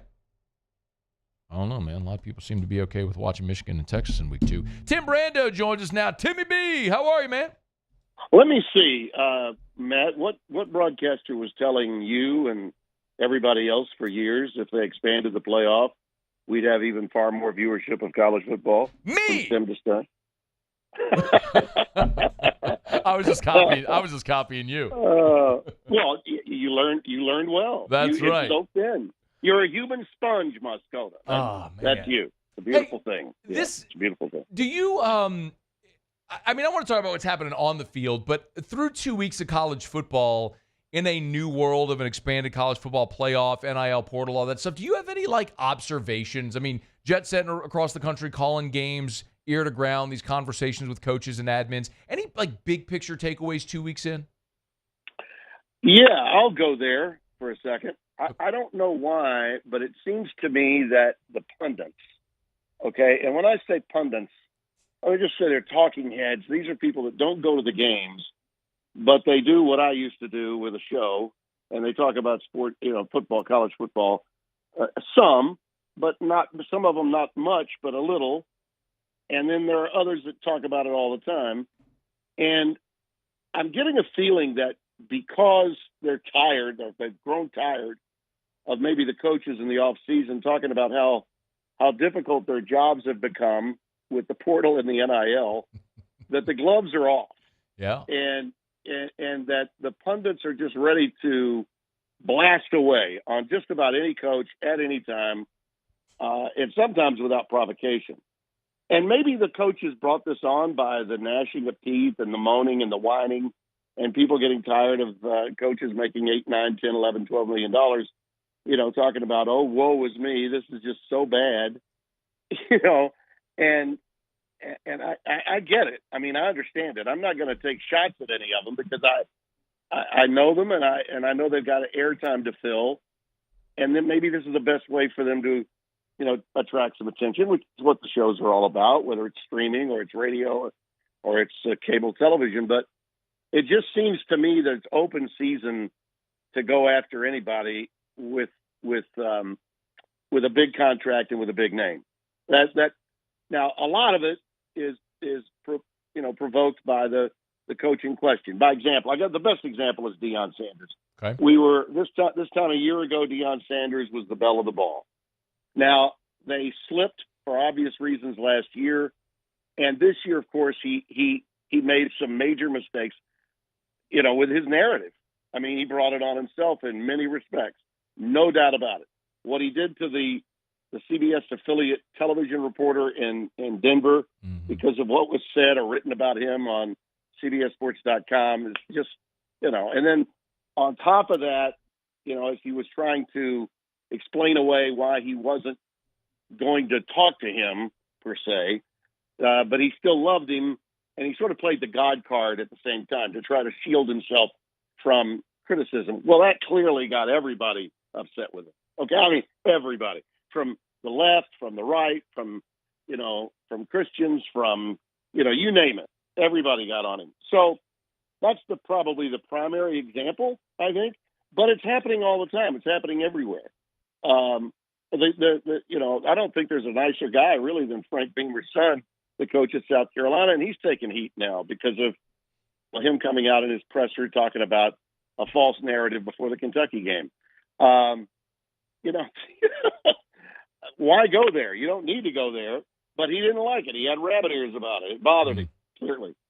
So that's the thing I'm noticing is just the shots across the bow from the media towards the head coaches are much greater now than they used to be. Hell, I remember years ago, Matt, when I was a Cub reporter in Baton Rouge working in Port Allen at WIBR, I'll never forget Jerry Stovall had taken the job, and I don't know why the deal was, what the deal was. Jerry had an incredible first year, was coach of the year, but he seemed to handle victory not as well as he handled defeat. You know what I mean? He just seemed to feel like I showed you. It was kind of one of those adversarial things. And Jerry didn't even want to be a coach. He had to be a coach because of the tragic, untimely passing of Bo Ryan, in 1979. And he helped the school out. I mean, he really did. But I remember that, and even still, and I was one of those guys that sometimes asked the tough questions. and rather long questions. Ask any of the old writers. They tell you, Brando, I was on the clock for my questions. They usually lasted a while, but people used to get a little upset with guys. It was like, okay, who's going to ask the tough question? It may take 45 minutes or an hour. Now, whether you're local, you're regional, or you're national, it seems that it's open season and guys are just wailing away on both sides. And a lot of times, as I said, the coaches, are mixing it up with them too. No doubt about it. So, it's an interesting perspective, and you're starting to see a lot of the clap back. I mean, I think the point you made about Dion is that's probably the most apparent one. Right. Speaking of Dion, I mean, they got punked pretty good this weekend in Lincoln. You're going to be in Lincoln this coming weekend. No, actually, it's next week. It's a week from. Oh, sorry. I've got Kansas State, Arizona, which is a hell of a game. Yeah. This Friday. That's our first of the Friday night package. Number 14 against number 20, and K-State barely got past Tulane, and Arizona's hot. They got Fafita, the quarterback. Fafita is unbelievable. You're going to love watching him. But then next week, we just found out yesterday, we'll have Illinois in Lincoln against Nebraska, and I get to see Raiola, and we'll find out if they're for real. I think Nebraska could be 7-0 by the time they get to the Ohio State game. They may be on the comeback trail after what they did last week. Tim, I think one of the things where we collectively as college football fans kind of have to recalibrate. We go into a season, and realistically, when it was BCS or like a 14 playoff, right? There were, I mean, Tim, realistically, how many like 8, maybe 10 teams realistically that had a shot in a given season at the playoff?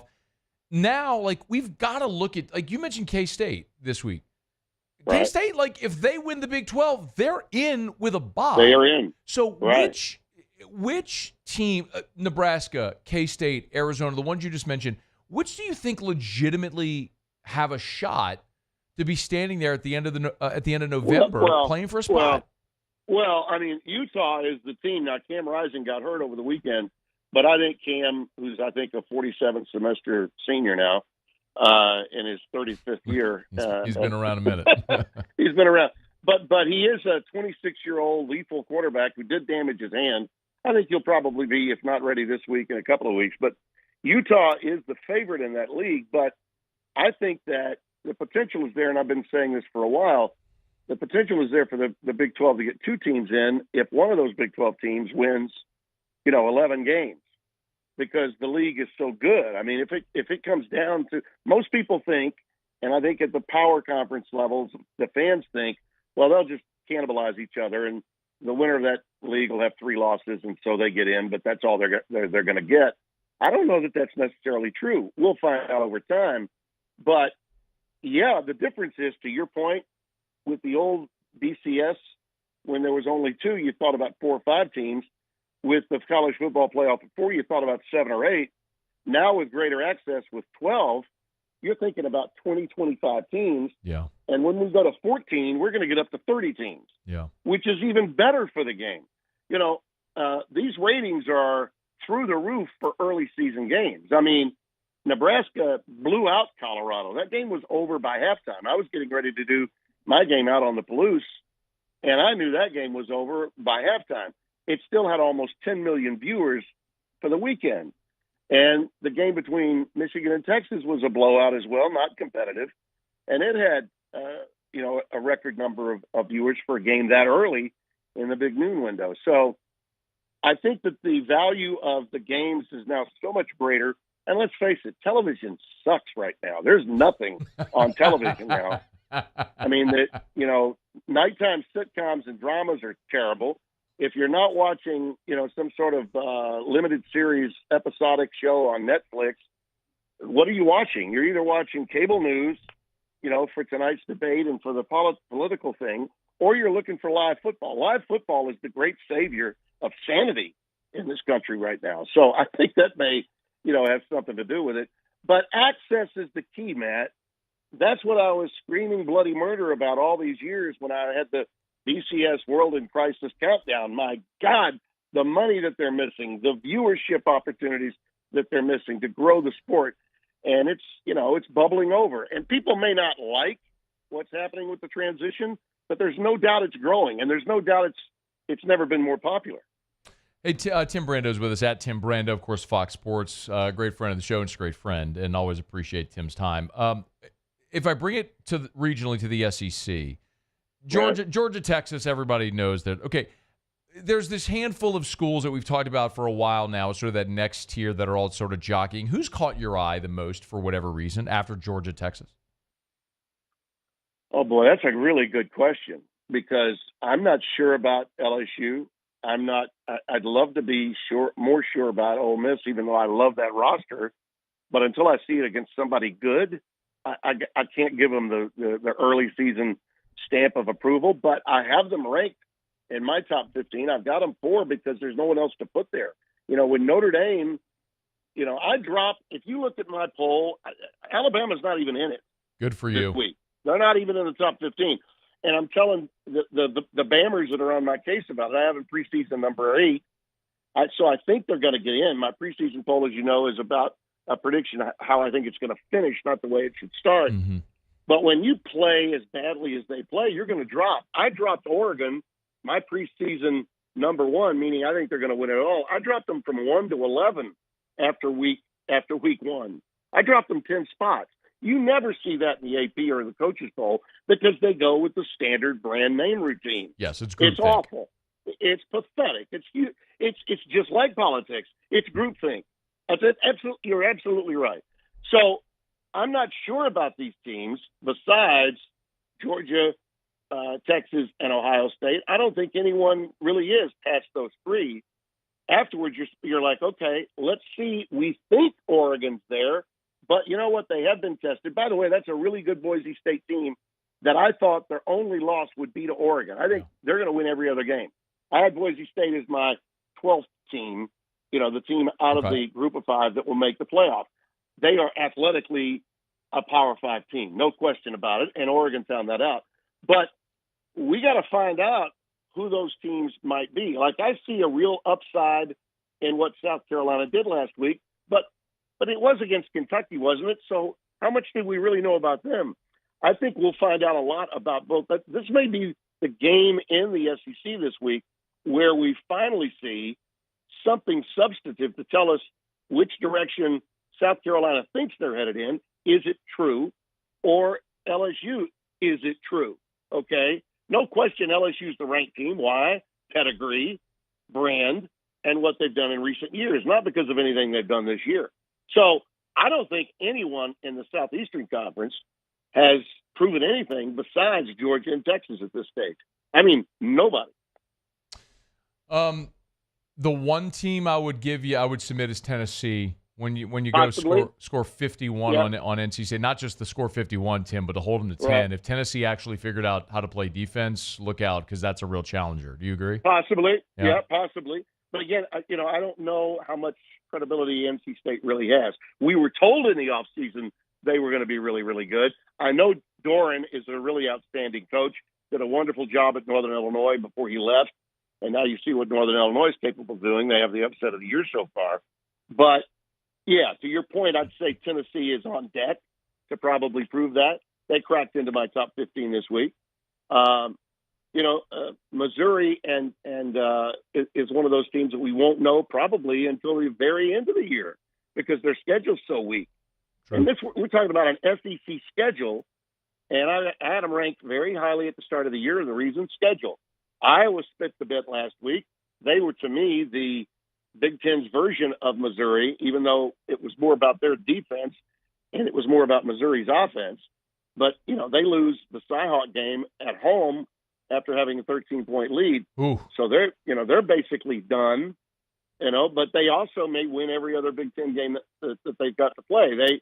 They dodge all the big boys, okay? They really do dodge all the big boys in the Big Ten. If you've got a Big Ten schedule that doesn't include Michigan, Ohio State, and or Oregon, okay, any combination of those 2 of those 3, you've probably got a pretty good schedule. And the same is true, really, in the SEC. You can have a gaudy record and still not be what people think you are. You can't necessarily attach the reputation or brand to a team based on their one-loss record because of these alternating schedules due to realignment Yep. Some people really got breaks this year, and other people didn't. That's the Florida fans. Going to be a long year. It's going to be a long year. And I told you at the beginning of the year, Cam Ward would go in there and prove he's a Heisman candidate. By the way, that's the other team, I think. That's the other team, I think. The ACC is right now Miami's to lose. I don't see it from Clemson, despite what happened last week. I don't think that was a bounce back. Okay. I do think Miami is going to win that league, and they could be a real tough out because Cam Ward, in my opinion, is a transformational quarterback, could win the Heisman Trophy. He's Tim Brando on Twitter, at Tim Brando, of course, Fox Sports. Hey, before you go, we're short on time. You spent so many years, obviously, coming into our homes in the SEC on CBS, and for the last decade now you've been at Fox. We become so regionalized here, but I'm always fascinated because I'll watch you and you're going to the Palouse, you're in Lincoln, you're at K-State, you're all over. Yeah. Give me a spot that SEC fans probably have never been, just one, that they have to go. Well, just one. If you've never been and you have to go, your feelings towards the upper part of Washington State, like it's like Mike Leach's universe. He could only coach in places like Lubbock, Starkville, and Pullman. He could only coach in places like that. Yeah. And I used to tell people when I covered the SEC, I love going to Start Vegas. Let me tell you why. And when I did games, involving, and this is probably true to some extent when you think about Manhattan, Kansas, it's hard to get there. Okay. Yeah. Any place where it's really hard to get, when you get to Pullman, Washington, and it's not easy, may take you 3 airplane flights to do it, unless you've got at least one direct flight to Denver, which fortunately I had out of the great metropolis of Shreveport, Louisiana. Nice. But I love going to the Palouse. Absolutely love. And, it's a small stadium, seats about 33,000.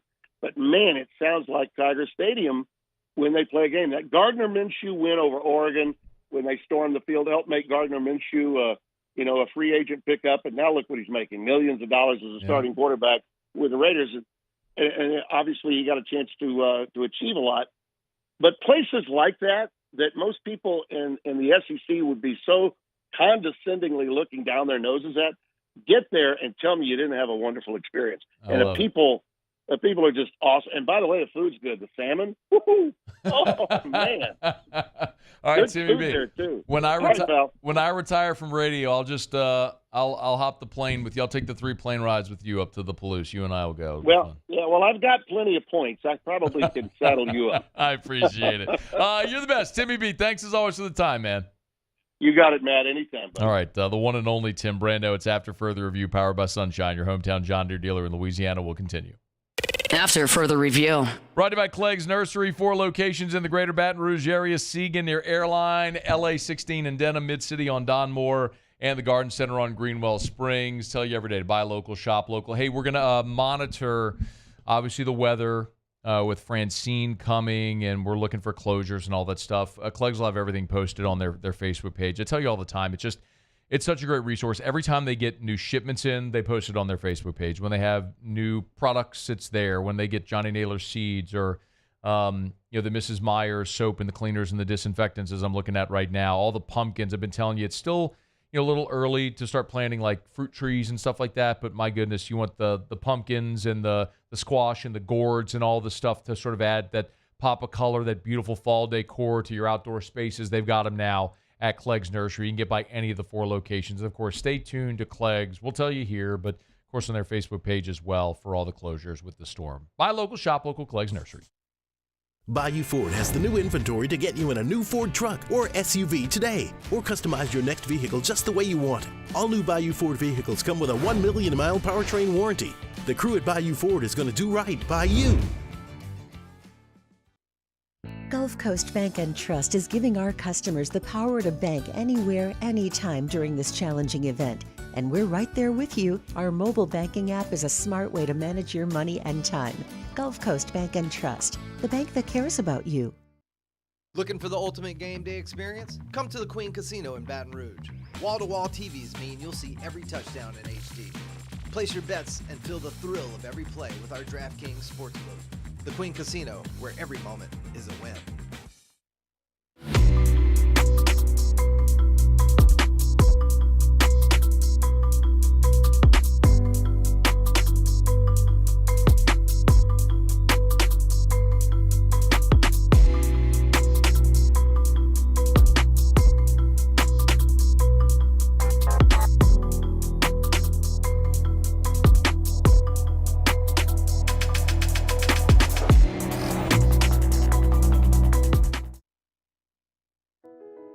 I've been doing business with Luba for 25 years.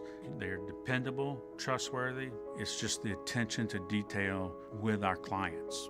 Our folks have years and years of experience. They're highly trained professionals. But many companies have that asset. What I'd like to think makes Luba a bit different is that we use those talents in a way that truly is dedicated to serving the needs of the folks who depend on us. Dylan Cruz here to tell you about Six Rings Baseball and Softball Camp. If you live on the North Shore and play ball, go to Six Rings Camps with former LSU assistant coach Dan Canaveri. His knowledge is second to none, and your child will improve and have fun doing it. Camps were held at Coquille Park and Six Rings Academy in Covington with 4 sessions over the summer. Full day and morning only sessions are available from ages 7 to 13. Go to sixringsbaseball.com or call 985-206-9096. Learn the game to love the game. Jerry and Benny Payne began Central Plumbing Company out of their driveway in Tanglewood subdivision. 50 years later and 4 generations down the road, we continue to serve Baton Rouge and the surrounding areas for all of their plumbing needs. Residential, commercial, industrial, or hospitality, Central Plumbing is here 24/7, 365. We want to thank our customers, family, and friends for 50 years of success. And looking forward to 50 more.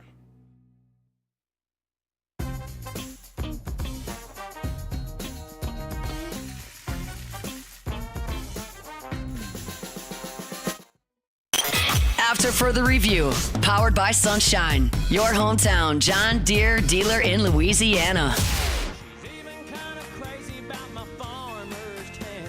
She's the only one who really understands what gets me.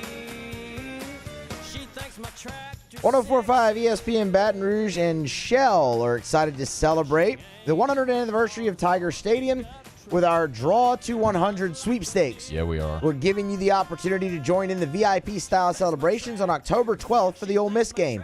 Sign up today at 1045ESPN.com.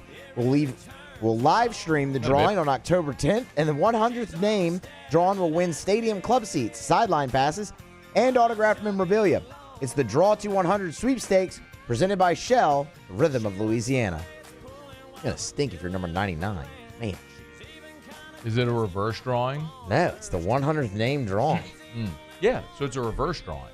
Yeah, well, yeah. Sorry, yeah. So like it's a last man standing type deal. Yeah. Did one of those one year at St. Jude. It's like a $10,000. So Erica's where Erica works, St. Jude. They had their fair. They had $10,000 raffle. Same thing. You sell 100 tickets or $100 a piece. You put all the names in. You draw. And then the last one wins. And I was like 6th from the end. I was like, oh, that's brutal. Like I think the last 3 you're in the money. Maybe it's like $1,000. Yeah, like a podium finish type deal $2,000 thing. and like $500, $1,000, $10,000 to the grand prize. I was like right there at the end, man. Alas, I had to come to work the next day. It's just how it goes. I think you would have had to anyway. I mean, 10 grand, it's not going to go very far. It would have if this was like 1642. Well, yeah, then, sure. I mean, I'd have been super rich. I'd have been like Mr. Deeds. Yeah, you would have been. Absolutely. That is my mother. That is it. That is my birthday. That is my money. That's so good. Oh man, that's the Jesus from Big Lebowski. Oh, okay. Have you ever seen Big No. Lebowski? No. Oh no. Yeah, no. And I would love to do the thing, Muse, where I say, "Oh, you got to see it," but then I'd be doing to you the thing people do to me all the time, where they're like, "Oh, you got to see this movie," and I know in my heart of hearts, I'm never going to see that movie that you say. You're like, "Oh, well, you get 90 minutes on a Saturday out to it, like fine." I'm like, no, because if I have that sliver of time in my life to do anything I want, it's not going to be watch that movie you're trying to get me to watch. Yeah. That's just never going to. It literally is never going to be the answer for me in my life to do that thing. I feel that. Yeah. But Muse, you should totally watch Big Lebowski, though, man. I've been it's told great. that. Yeah. I don't know. Why no desire? Why no? Why I don't know. I really can't answer that question. It just hasn't. I don't know. I don't really see it on TV, and I don't seek it out. Well, you're never going to see it on TV. Yes, and I don't seek it out because of the vulgarity. There's some pretty vulgar movies they put on TV, and they suck, by the way. So in the Big Lebowski, there's a website dedicated to tracking how many times they use the F word in the Big Lebowski. So it's like it's that kind of thing. It would be every sentence. Yeah. Like you couldn't. I don't think you could do that. Kind of like Scarface. That's one where it's a lot. They have a tracking on that as well of how many times it was used in that movie. Ask me. You've never seen Scarface, huh? Wow. Okay. Do you just not like mob movie, like mafia no, mob I'm fine stuff? with that. I'm fine with that. Okay. I just don't watch a lot of movies. Yeah. It's been. It's a good one. Ever since Drew was born, I think I've told this story before. We went along with Tim. We're running out of time. So we're going to talk about Jakeem Stewart. Yeah. Leaving St. Aug in a car, but I guess what we'll do, Muse, we'll bump that into next hour. That works. It's probably what we'll do. Yeah. It's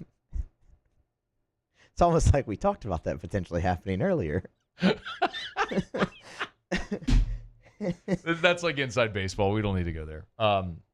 Anyway, what were we talking about? Movie. I don't know. We were talking about Scarface. You've never seen Scarface, but then something about when Drew was a little boy. Oh, yeah. So that's right. Thank you. Before he was born, Erica and I went to the movie and watched 22 Jump Street, or the sequel. Was it 22 Jump Street, yeah. Was 22 the sequel or was 23? 22 is the sequel. 21 was the first. okay. Yeah. So we went to the movies in Perkins Row and saw 22 Jump Street. I didn't see a movie. I don't think I've been to a theater since then. That was 2014. I haven't been to a theater since 2014. So it's been 10 years since I've been to a movie theater.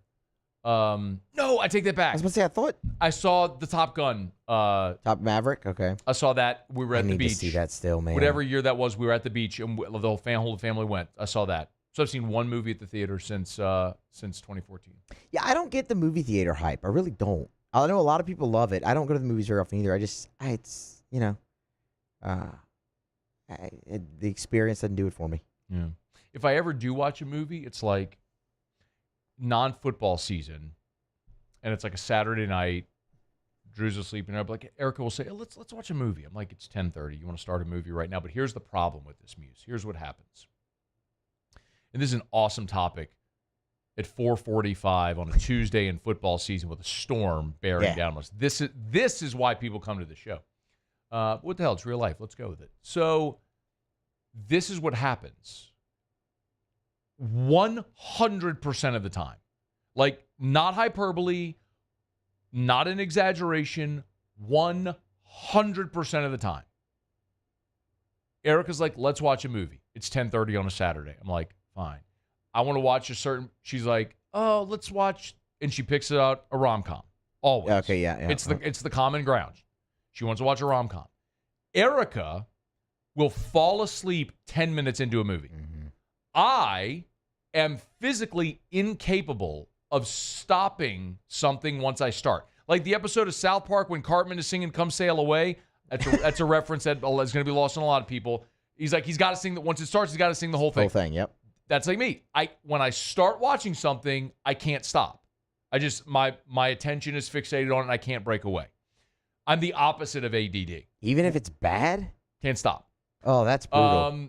So I end up sitting there on the couch with her sleeping on the couch watching, I don't even know, some crappy rom-com.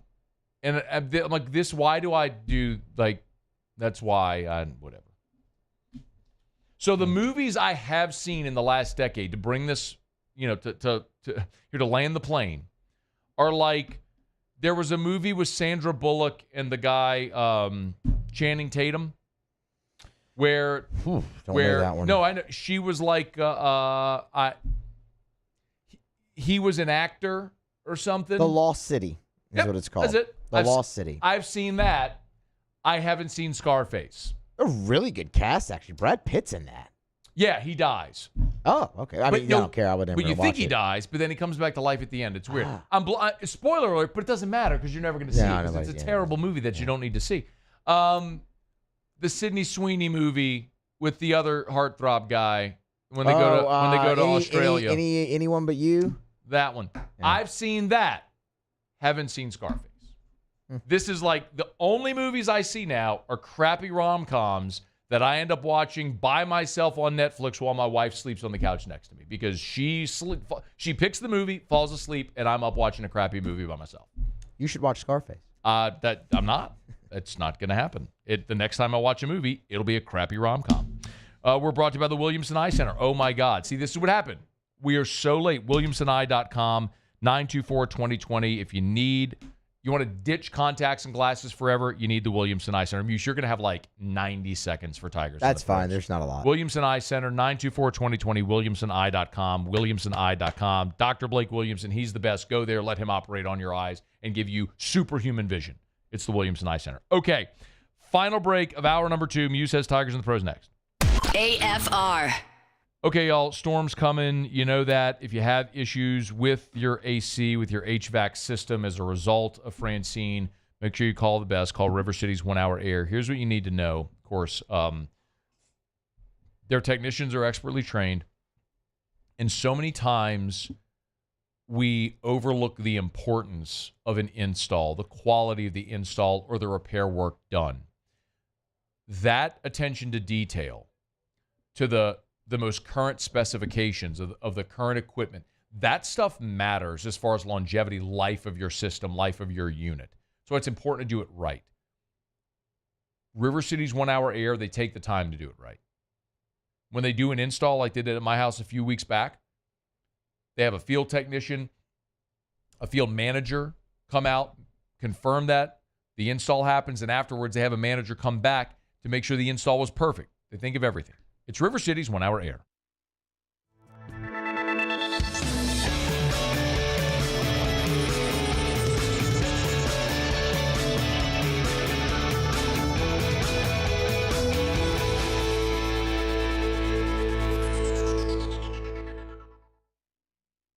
It's an everyday thing here. We work horses in the mornings and we work on the property during the day, and without these John Deere tractors, it'd almost be impossible to keep up with the place. I've dealt with some of the other colors and stuff, and I never really got the response back that I get from John Deere, We really enjoy dealing with Sunshine. They're good people. They always check on us and make sure our equipment's running, and we love them. Flip the switch and learn more about what it means to be powered by Sunshine at sunequip.com. The Windsor Senior Living Community in Mandeville, Louisiana is a beautiful, vibrant apartment community geared toward seniors. They are nestled right in the heart of Mandeville, where seniors live a more carefree lifestyle in spacious apartments with the peace of mind that comes from having a little extra help. Call the Windsor at 985-624-8040 to schedule a lunch and tour. Come see how the Windsor can be your passport to peace of mind. Gulf Coast Bank and Trust is giving our customers the power to bank anywhere, anytime during this challenging event. And we're right there with you. Our mobile banking app is a smart way to manage your money and time. Gulf Coast Bank and Trust, the bank that cares about you. I've been doing business with Luba for 25 years. They're dependable, trustworthy. It's just the attention to detail with our clients. Our folks have years and years of experience.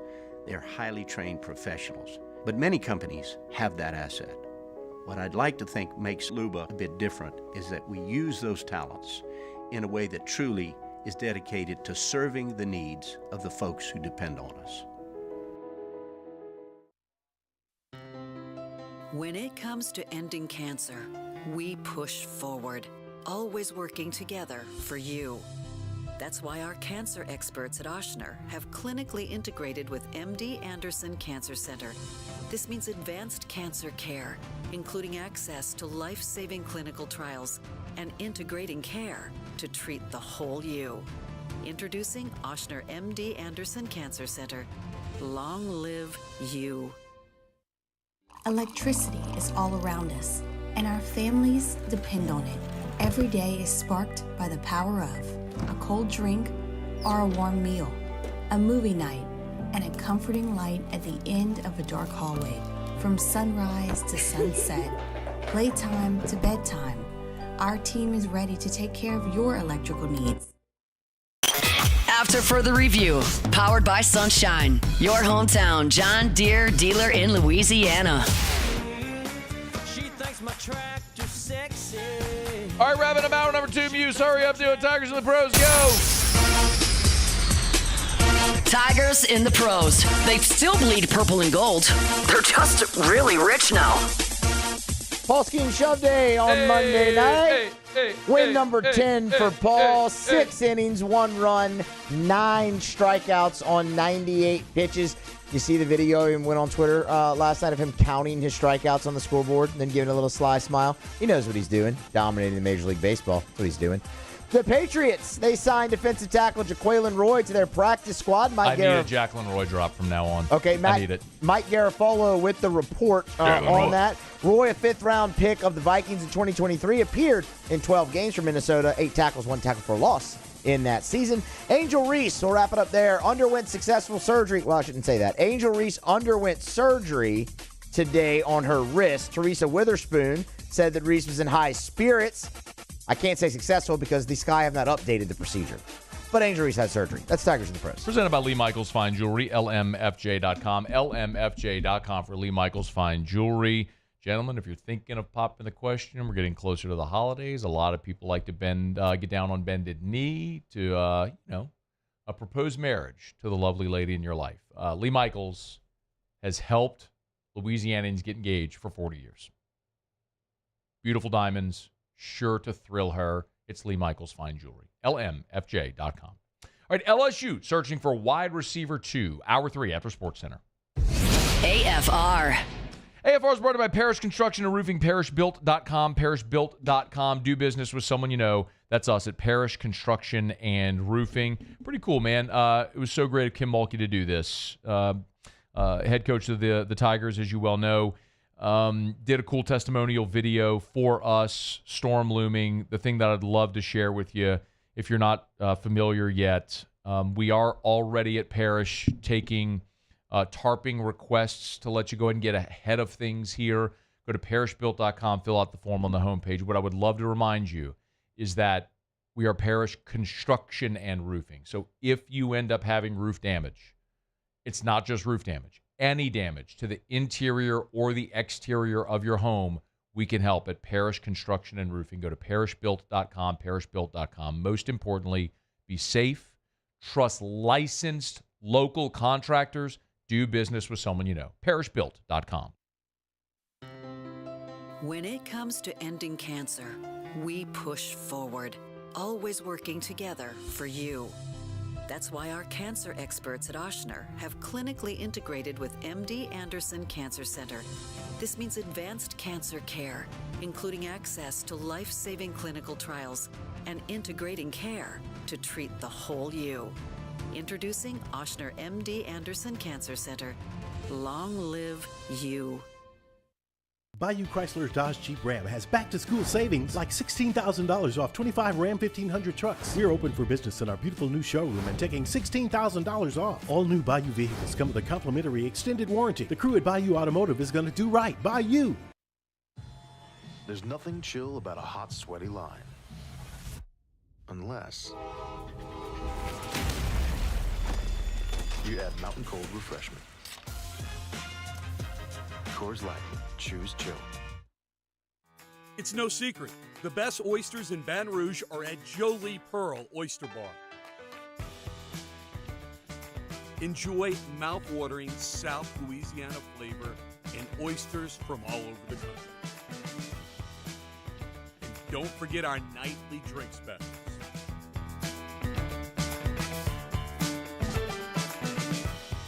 Jolie Pearl Oyster Bar, located in downtown Baton Rouge. Hey, it's Matt Moscona. For years, you've heard me tell you about Insurance Network of Louisiana, helping you find better coverage for less money. But it's not just for your home and auto. They also offer commercial property. So, retail stores, professional offices like doctors, dentists, attorneys, clothing boutiques, Insurance Network of Louisiana can find you better coverage for less money. They service the entire state of Louisiana, and they're local. So call today at 293-0450 or lainsurance.net. There it is, the extra mile, on the border of expected and extraordinary for those willing to go further, like vans customized for work or play, with safety and tech to keep you connected, supported by a 5-star sales, service, and finance team, and backed by the 1-star you know. So go the extra mile.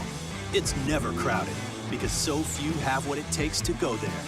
Mercedes-Benz Vans. Breck teamed up to reimagine your parks, and you imagined big. With your help, we went to work, creating 12 beautiful community parks across the parish. A family-sized water park, miles and miles of trails, and parks just for your dogs. There are more places to splash, to explore, to run wild, and even soar. You imagined, we delivered. Gold. Breck, your #1 park system in the nation.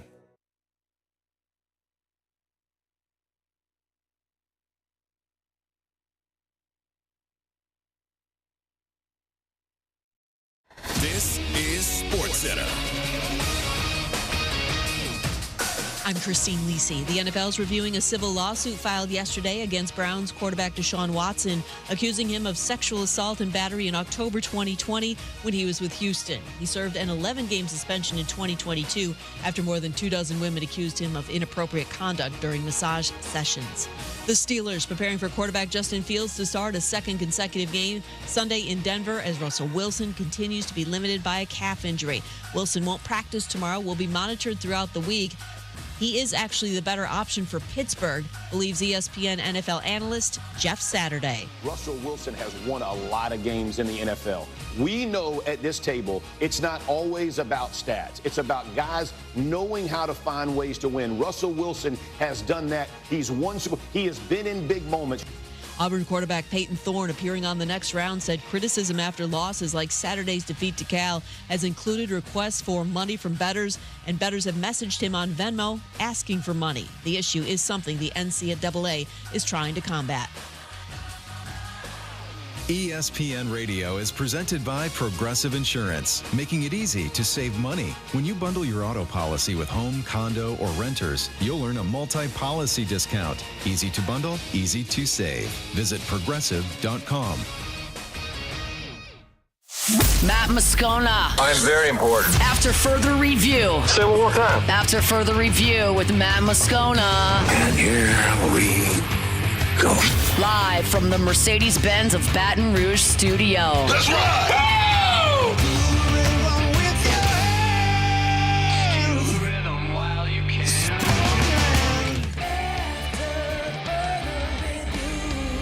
Hour 3, off we go. Welcome aboard. Glad you're with us. AFR, powered by Sunshine, your hometown John Deere dealer in Louisiana. I'm Matt. Love you, Matt. Paul O'Neill. They're chanting Paul O'Neill's name. So, and Mr. Toby Tom Play.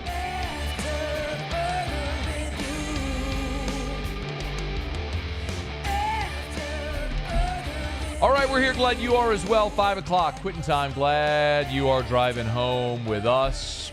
Waiting on the latest update on Francine. When we'll have it, we'll pass it along. But it's looking like our area affected Wednesday, late afternoon, early evening. And our schedule here is to be on as usual with all of our shows. So we'll dodge some raindrops. We'll be safe. But as they say, the show must go on. If you want storm coverage, our sister station, Talk 107.3 FM, has you covered wall to wall. They'll be covering Francine. We'll continue to talk about sports, maybe provide a little bit of a distraction. Ross Jackson, less than 15 minutes from right now, we'll talk to Saints as the Black and Gold have the day off, getting ready for the Dallas Cowboys. When Brian Kelly met with reporters on Monday, he did give an update, an injury update, and part of that was Chris Hilton and Kyle Parker. Hilton, of course, playing the X, the out wide boundary receiver. Then he was replaced by Kyle Parker, who then had the UCL injury. Here was the update from Brian Kelly. Dellinger is cleared. He'll be at practice tomorrow. He'll be ready to go. I think Kyle Parker is improving. We're trying to get full strength back from that nerve that kind of got pinched. I think he's probably a guy that will find himself ready by the end of the week. And Chris is day-to-day. He is ground-based. He is running. This now becomes, what can you tolerate? There's going to be some pain associated with it, but he has all function now, and it's just a matter of time now with Chris. When he starts to feel really good, where he can get in and out of breaks and function at his level, we'll see him back on the field. Function at his level is a key part of that. And when you look at LSU's offense right now, they really are missing one thing. And it's the deep threat in the passing game. Everything near around the line of scrimmage as an extension of the running game, you saw that on Saturday, right? I mean, Juwan Johnson converts from defensive back to running back, and he's targeted 3 times, catches all 3, including for a touchdown. I mean, around the goal line, Kamorian Pimpton got his first touchdown reception. It was a 1-yard touchdown catch. You know what I mean? Mason Taylor so far. Mason Taylor! Has been fantastic. He's second only to Kyron Lacey. Lacey's got 12 reception. Taylor's got 11 for 102 yards. He's averaging 9.3 yards per reception. My point is, what you are missing is the guy that can stretch the field and take the top off the defense. Kyron Lacey is incredible. He's an all-conference caliber receiver, all-America caliber receiver. It's all about the season. He's got 4 touchdown receptions already. He's leading the SEC right now. And there's no reason to think that that's going to regress so long as he stays healthy. But what you are missing in this offense, in this pass game, is the guy that can stretch the field vertically and challenge a defense over the top. Remember, last year, Brian Thomas did that exceptionally well. Now, Malik Neighbors was awesome as far as his yards per catch, but a lot of Malik was his ability to catch and run, break a tackle, make you miss. Brian Thomas was sensational at beating you deep, and Jay Daniels was as accurate a deep ball thrower as we've ever seen by completion percentage. Jay Daniels in his Heisman season completed 72% of his passes. Brian Thomas averaged 17.3 yards per reception. Malik Neighbors averaged 17.6 yards per reception. And then Kyron Lacey, who was your number 3, averaged 18.6 yards per reception. That was only on 30 catches. But the point is, you had the deep threat a year ago. Remember, I just told you, Kyron averaged 18. Malik and Brian Thomas each averaged 17 yards per reception.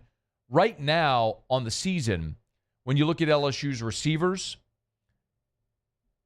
Kyron Lacey's averaging 13 yards a reception. Aaron Anderson, 12. Xavier Thomas, 12. CJ Daniels, CJ Daniels, 12. Xavier Thomas, 10. You just don't have the guy that's averaging 17, 18 yards a reception. I mean, you want to talk about the true absurdity. Go back and look at 2019 with Jamar Chase. Jamar Chase averaged 21.2 yards per reception. Let me say that again slowly so you get it. Jamar Chase, who caught 84 balls, averaged 21.2 yards per reception. Justin Jefferson caught 111 passes, averaged 13.9. Yes, the absurdity knows no bounds of that season. Racey McMath that year averaged 16.8. Terrace Marshall, 14.6. That's why they're the greatest offense in the history of college football. But even a year later, look at Kayshon Boutte in his freshman season in 2020, when he really started to pop late. Kayshon averaged 16 yards per reception. Jeray Jenkins, 17 yards per reception. You don't need to remember the numbers, the names, or anything. I'm only illustrating that in all of those offenses, you had the receiver averaging 17, 18 yards a reception. You don't have that right now.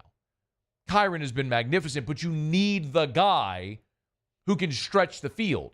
That's Chris Hilton, and he's been injured. So after Chris Hilton, you thought it was going to be either Shelton Sampson or Kyle Parker. Kyle Parker wins that job, and then Kyle Parker's injured. That's why last week Brian Kelly was so adamant they had to get Shelton Sampson ready to go. Instead, they targeted Shelton on a deep pass the fourth play of the game. Nuss just threw him out. He caught it. He was just out of bounds. Nuss threw him out of bounds. But you got to get that element into your offense, especially if teams are going to commit to stacking the box and stopping the run. Then you got to be, and you're going to commit to throwing the ball, right? Checking out like we've talked about. You got to have that element to be able to stretch the field. So you need Chris Hilton back, or you need Kyle Parker healthy, or you need Shelton Sampson to step up, because it's the thing in your passing offense right now that you're missing. And Brian Kelly sort of elaborated a bit more on how they're going to handle that wide receiver 2 after Kyron Lacey.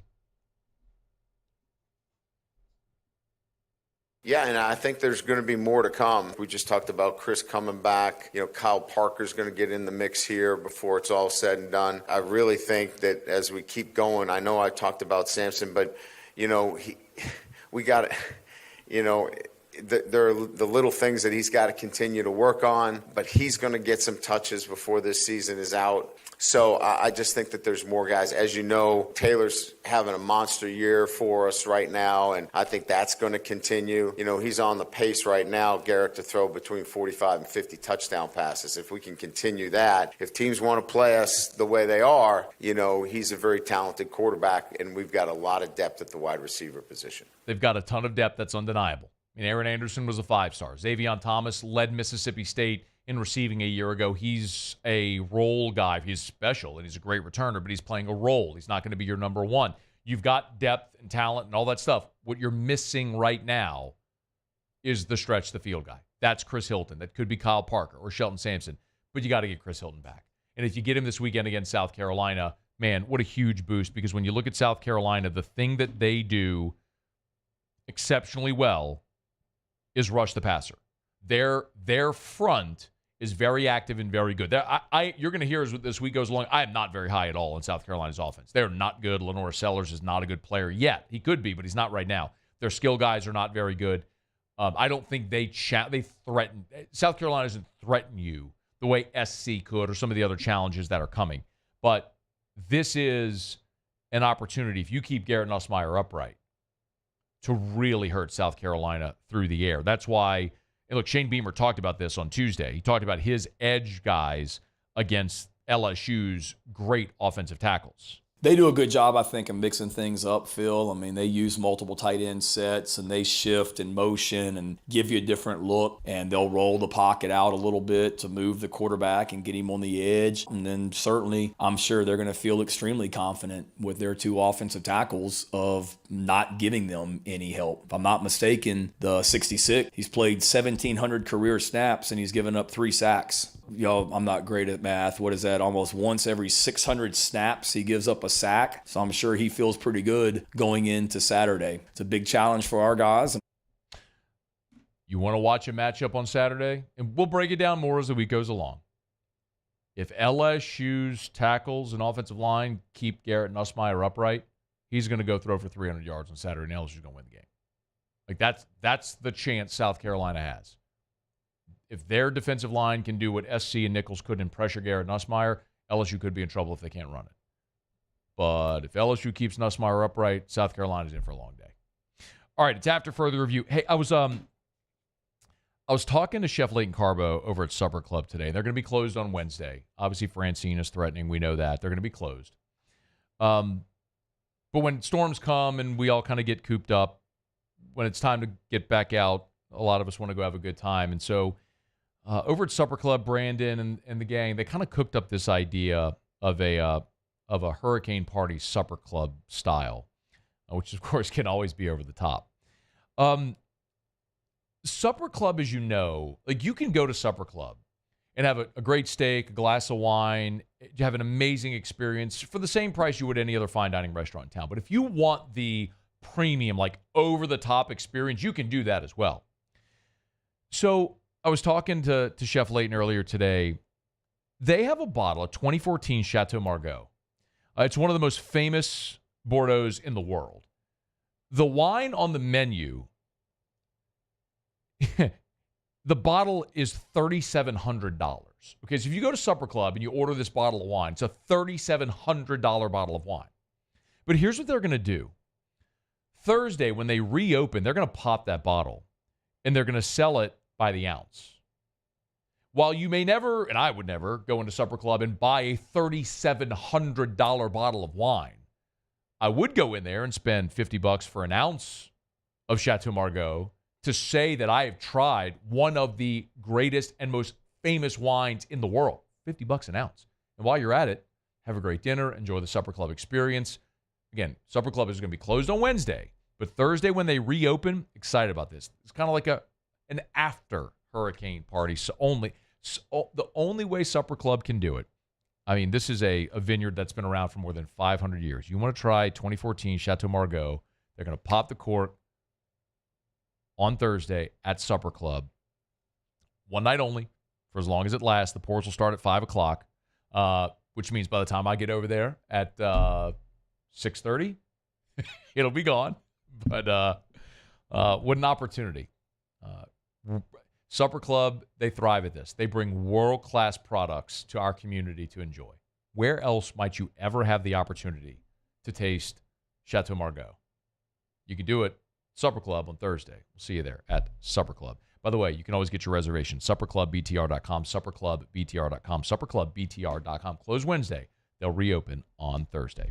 All right, it's after further review. We'll talk some Saints with Ross Jackson next. Stay here. AFR. Hey, our friends over at Rouse's have a ton of great updates on their social media and on their website.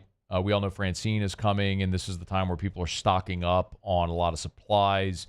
Rouse's is doing a great job. I'd noticed earlier today, and I shared their Facebook post, they went and restocked their shelves, and all of their partners are on standby. They're delivering truckloads of necessary items, water, ice, bread, that all today. So all across the Gulf Coast, look, Rouse's is local, man. They're from here.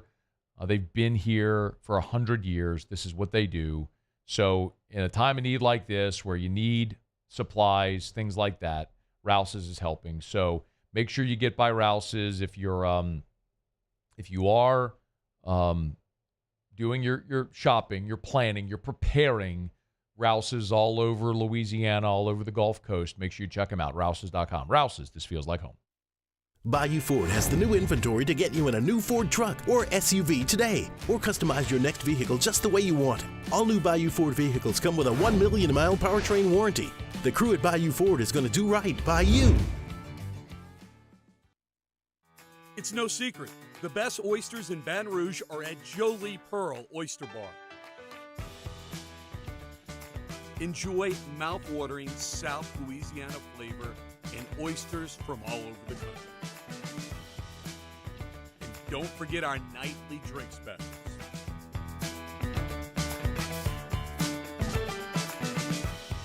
Jolie Pearl Oyster Bar, located in downtown Baton Rouge. At Relief Windows, we're more than windows. We're windows, doors, hardy plank, and vinyl siding. But our number one product is always customer satisfaction. Visit us online at reliefwindows.com. I've been doing business with Luba for 25 years. They're dependable, trustworthy. It's just the attention to detail with our clients. Our folks have years and years of experience. They're highly trained professionals, but many companies have that asset. What I'd like to think makes Luba a bit different is that we use those talents in a way that truly is dedicated to serving the needs of the folks who depend on us. Gulf Coast Office Products is a nationally recognized Savin office equipment dealer based right here in Louisiana. Over 100 employees strong, Gulf Coast has the boots on the ground to support all vertical markets, from education, engineering, legal, and finance. With the latest in office technology, from desktop to production segment units, Gulf Coast and Savin have the perfect fit for you. Call 225-756-2644. That's 756-2644 for Gulf Coast Office Products. Jerry and Benny Payne began Central Plumbing Company out of their driveway in Tanglewood Subdivision.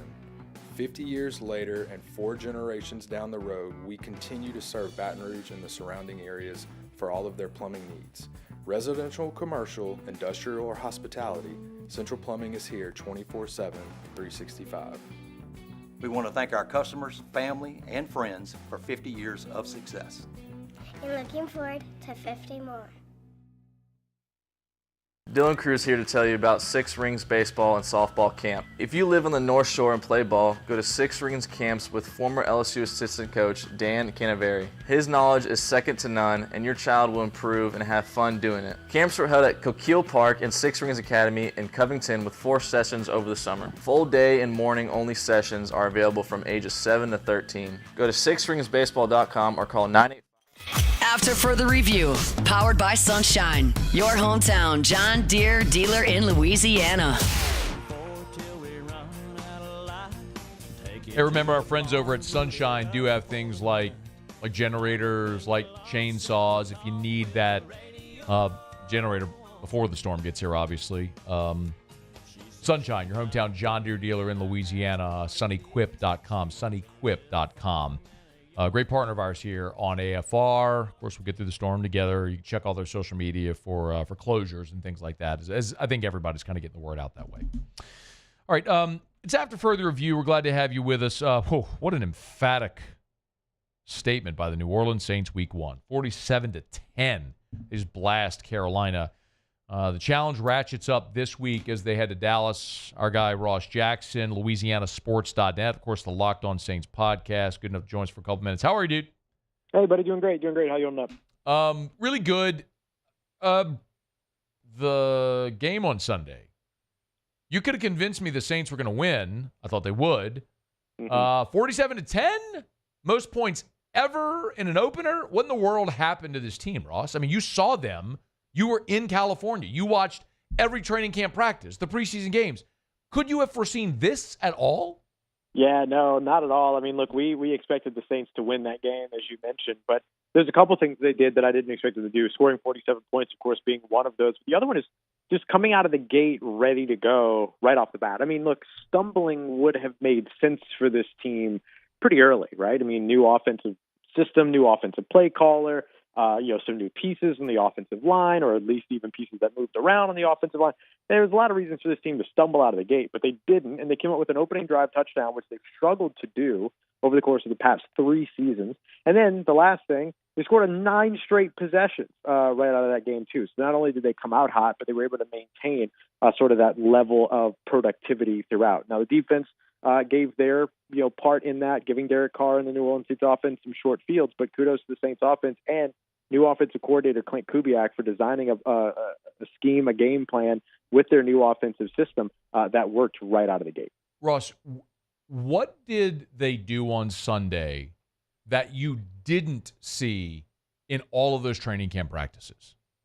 Yeah, look, I'm going to be honest. A lot of what they did is what we saw them do. I mean, this is pretty true to what it is that they're building their identity around and what they're doing in terms of their DNA, right? I mean, their usage of, players in multiple different areas, their ability to move guys around. I mean, you think about Taysom Hill that way, who played, I think it was 7 different positions in this game to go neatly with his jersey number. But then you also have, the fact that they came out with more than 33% increase in motion in this individual game, kind of compared to what they did in all of 2023. They used motion over 66% of their plays in this one. And then they took Derek Carr from 14% of play action dropbacks all throughout last season, and then bolstered that all the way up to 40%. So they had him on more than a third of his dropbacks running play action, which is something that he has historically done very well in their, in his career. So honestly, they did a lot of the things that we expected them to do. It's just the efficiency with which they did it, the execution that partnered with it, and it was the fact that they were doing things that were so vastly different from what they were doing in their previous system that I think led to the success that you saw on Sunday. It was amazing. The question obviously becomes, how do you replicate it or build upon it? We'll get to that in a second, but was there anything on the opposite end of it, Ross? I mean, when you win 48-10 and everything seems to work, was there anything that you look and say, okay, this was awesome, but that's a thing that you're going to have to work on because it didn't hurt you today, but it could moving forward? Yeah, I mean, it might be a little bit of low-hanging fruit here, but I think the penalties, discipline, stuff like that are going to be the bigger things. I know it's week 1, but the New Orleans Saints have been one of the most penalized teams in the NFL over the course of the past few years. And I think that when you walk out of a game to where, it's easy to ride high on 390-plus total offensive yards, 47 points scored without a defensive or special teams score, and then turning around and being able to do everything they did over on the offensive side, it's easy to kind of like ride out on that on high and go, okay, great, nothing to adjust, nothing to work on, anything like that. But I think you got to look at some of the missed opportunities in terms of there was the pass that Derek Carr threw to Taysom Hill in the end zone that almost actually ended up being a touchdown.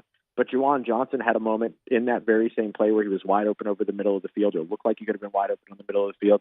So a missed opportunity there, some missed opportunities in special teams, and then the penalties that I think were big. And when you come into a game to where you put up all those numbers, 9 penalties for 95 yards doesn't end up hurting you, but 9 penalties for 95 yards could absolutely demolish what you're doing in a more tightly contested game or in a game where you're not operating as cleanly otherwise. Well said. He's on Twitter at Ross Jackson Nola. Give him a follow. Of course, read his stuff at LouisianaSports.net. Ross doing a great job leading our coverage over there of the Saints. LouisianaSports.net. Of course, make sure you subscribe to his podcast as well, Locked on Saints. Hey, flip it over to the defensive side. What did you see? What was the biggest standout there?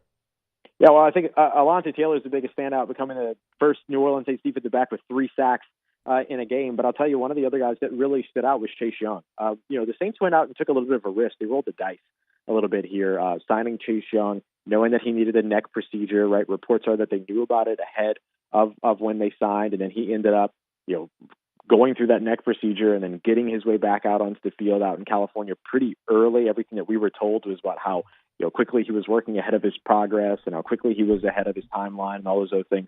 And so for him to come into his very first game and immediately have the impact that the New Orleans Saints were looking for when they signed him this offseason, to the tune of 6 pressures, and really leading the way on a couple of those Alontae Taylor sacks as well. Alontae wisely just kind of following behind Chase Young on a couple of those.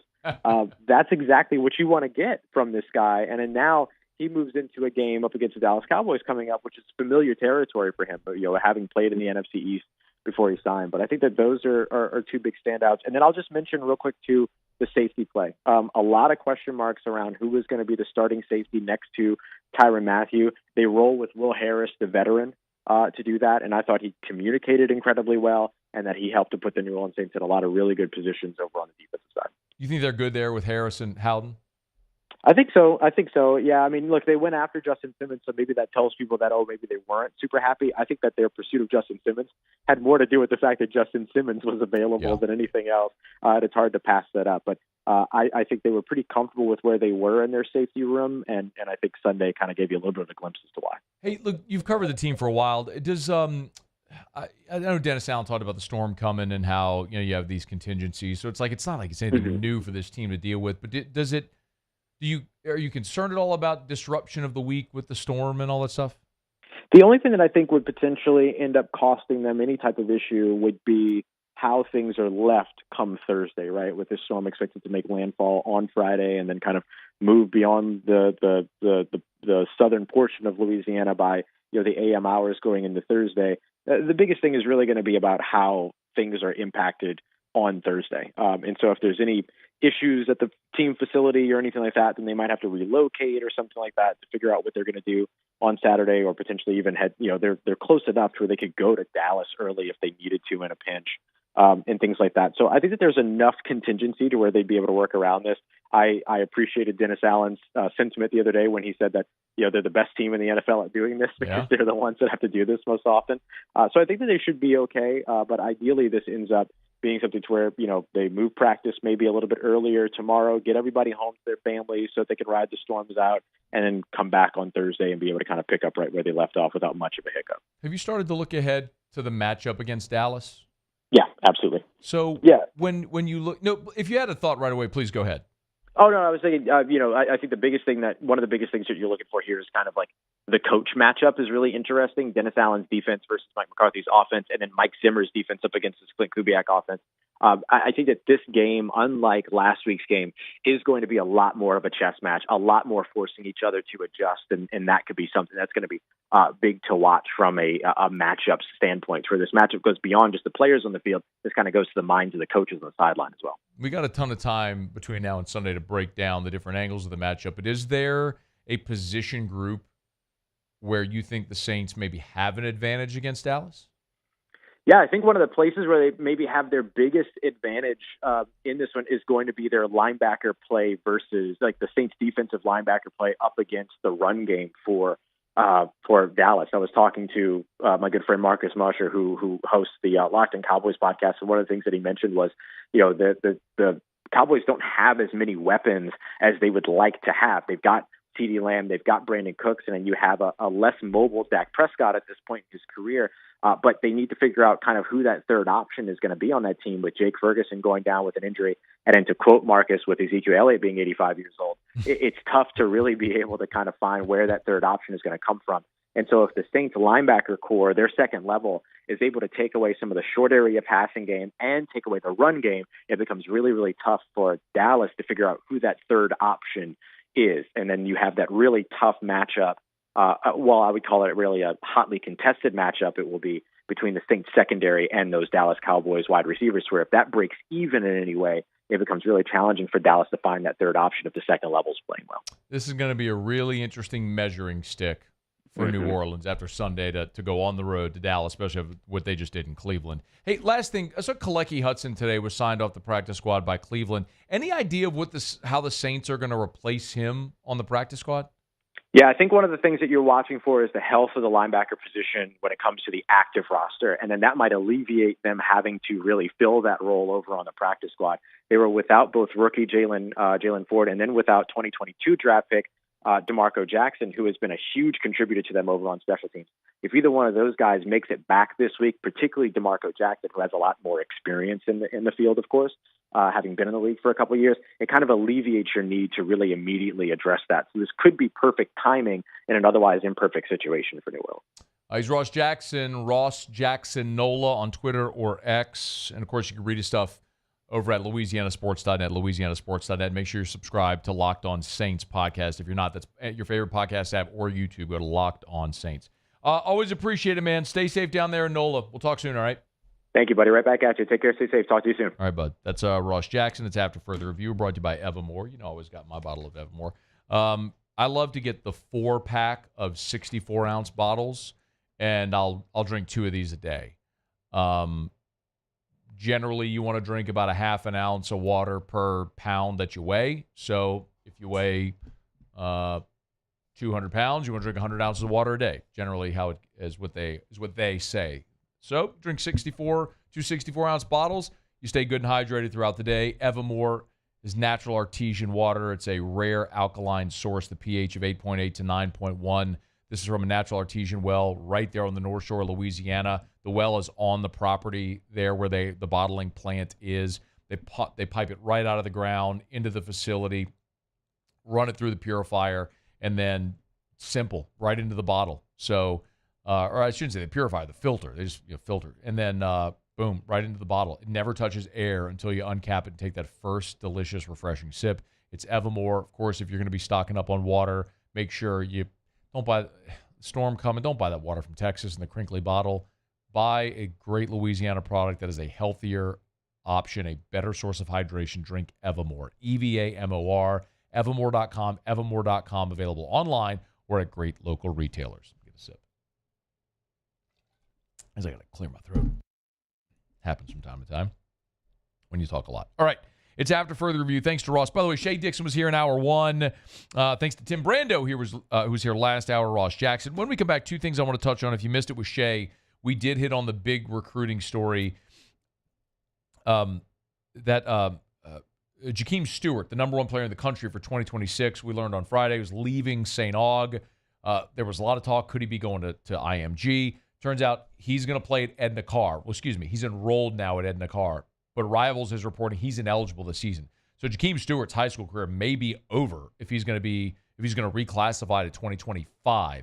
But staying in Louisiana, in New Orleans specifically, at a place that's a pretty healthy pipeline for LSU talent. It's a good thing. So some thoughts on that when we come back. And Heather Dinich updated her college football playoff projections. I think the collective college football world is sleeping on one thing in particular. We'll run through this as we continue. Stay here. It's AFR. AFR. Buying or selling, commercial or residential. Think real estate. Think Darren James. You need a realtor. You need the best. That's not my opinion. That is objective fact. There is no realtor in the state of Louisiana that sold more homes last year than Darren James. Objective fact.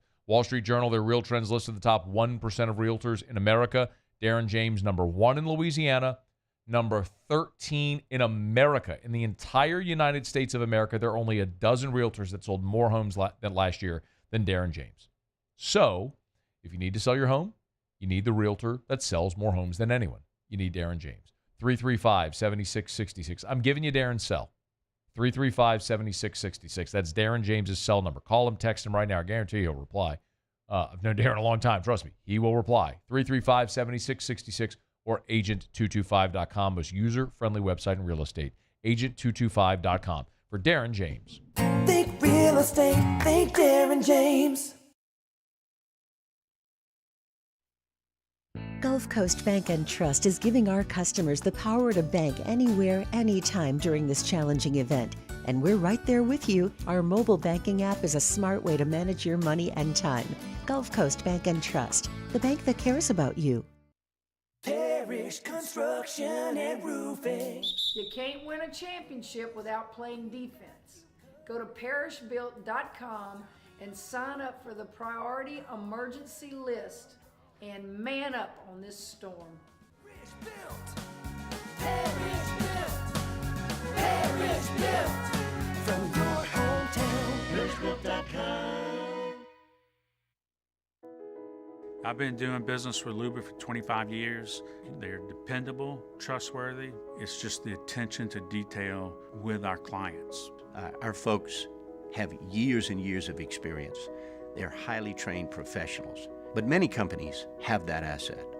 What I'd like to think makes Luba a bit different is that we use those talents in a way that truly is dedicated to serving the needs of the folks who depend on us. When it comes to ending cancer, we push forward, always working together for you. That's why our cancer experts at Ochsner have clinically integrated with MD Anderson Cancer Center. This means advanced cancer care, including access to life-saving clinical trials and integrating care to treat the whole you. Introducing Ochsner MD Anderson Cancer Center. Long live you. Electricity is all around us, and our families depend on it. Every day is sparked by the power of a cold drink or a warm meal, a movie night, and a comforting light at the end of a dark hallway. From sunrise to sunset, playtime to bedtime, our team is ready to take care of your electrical needs. Even in the case of an after-hours emergency, the light in your life shines brighter with Mr. Electric. Hey, it's Matt Moscona. For years, you've heard me tell you about Insurance Network of Louisiana, helping you find better coverage for less money. But it's not just for your home and auto. They also offer commercial property. So, retail stores, professional offices like doctors, dentists, attorneys, clothing boutiques. Insurance Network of Louisiana can find you better coverage for less money. They service the entire state of Louisiana, and they're local. So call today at 293-0450 or lainsurance.net.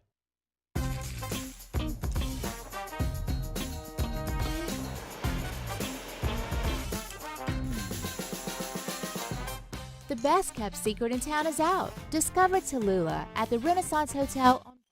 After further review, powered by Sunshine, your hometown John Deere dealer in Louisiana.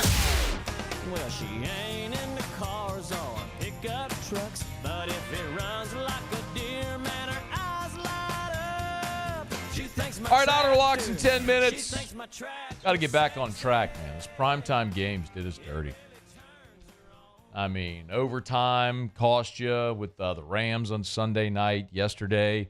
Our under got cooked early, and the Jets didn't even come close to covering 4.5. So, need to get back on track. We'll see what the Otters got for us here in about 10 minutes from right now. I mean, you could be riding out this storm. Might as well bet on sports. Why not? It's a fun thing to do. Otter Locks coming up. Heather Dinich over at ESPN. I love that they're doing this. We introduced this right at the start of the season, just like, we never came up with a nickname, did we? We were trying to come up with a Heather Dinich nickname. Man, Hunt had a good one that he sent in. I can't remember what it was now. Was it Denny? Something like that. I mean, he texted it. Yeah, see what Hunt texted us. I can't remember. Anyway, basically, like Joe Lenardi's Joey Brackets. We were trying to think of a Heather Dinich nickname like that because she's putting out her weekly bracketology. Her week 2 bracketology is out. So the first round buys she has. Remember, these are the conference championships. The Power 4 conference champion will get a bye. They'll be seeded 1 through 4. So if you don't win your league, like Notre Dame, for example, the best they could do if they went undefeated, which they won't, but the best they could do would be the 5th seed because the top 4 seeds, regardless of record, are the top 4 highest rated conference champions. So got Georgia 1, Ohio State 2 winning the Big Ten, Miami 3 winning the ACC. A little bit of a surprise. How about Oklahoma State 4 winning the Big 12? That's sort of just been a spot where everyone just assumes Utah is going to be shoehorned right in there. After that, the first round on-campus matchups, she's got the 12-5 matchup is Texas against Northern Illinois, with the winner playing Oklahoma State. The 8-9 matchup would be Oregon-Penn State, with the winner playing Georgia.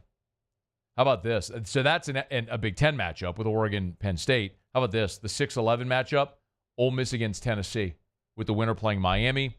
And then number 7, USC playing number 10, Alabama. That game would be at the Coliseum. That'd be really cool, with the winner playing Ohio State.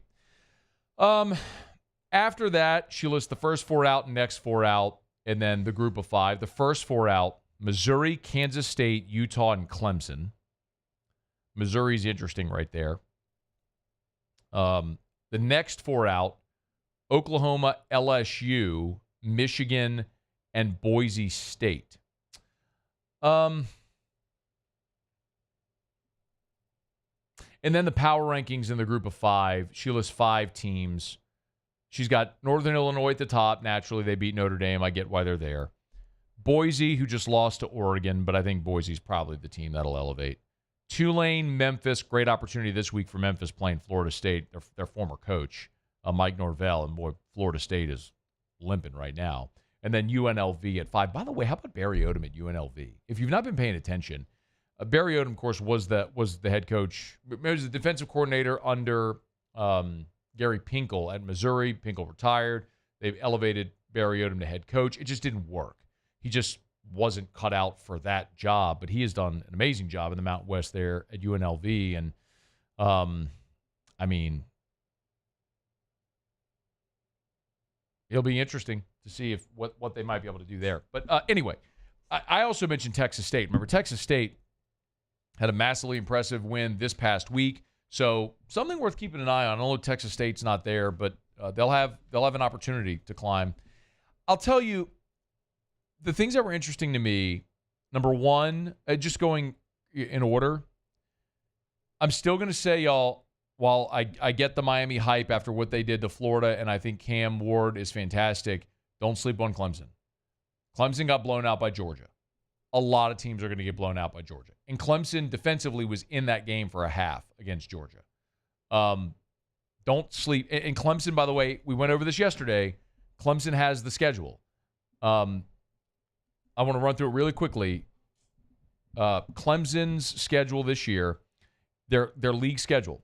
They go NC State, Stanford, at Florida State, who's no good, at Wake Forest, Virginia, Louisville, at Virginia Tech, at Pitt, home against the Citadel, home against South Carolina. They don't play Miami.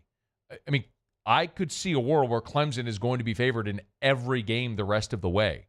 I get it. It's fun to crack on Dabo, and he is his own worst enemy with his unwillingness to use the portal or NIL to his benefit. And we all laugh at him and should. And he's seen his program go from national power, and it is undeniably stepped back from what it was. They have been unseated by Georgia as the threat to Alabama. Now Alabama's no longer a threat. But Clemson could very well find themselves in the ACC championship game against Miami. Just file that one away. I'm surprised to see Oklahoma State there against Utah. But the team I'm going to tell you that's been more impressive, is I'm glad they have Tennessee in there. But she has Alabama ahead of Tennessee. She's got Alabama as the 10 seed and Tennessee as the 11. And I don't know how anybody with eyes and a pulse who have watched college football at this point through 2 weeks could rank Alabama ahead of Tennessee.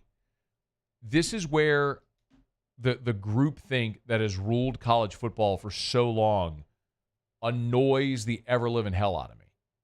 Because we, fans, media, pollsters, everybody, you hold yourself to this standard, which are these unwritten rules that people have just accepted as reality forever. You lose a game, you drop in the rankings. You win a game, you rise. You realize LSU lost a close game to SC and dropped in the rankings. LSU slugged its way past Nichols and went up 2 spots. In what reality does that make sense? You lose, you drop, you win, you rise. That's just how it is, which is stupid, but that's just how it is.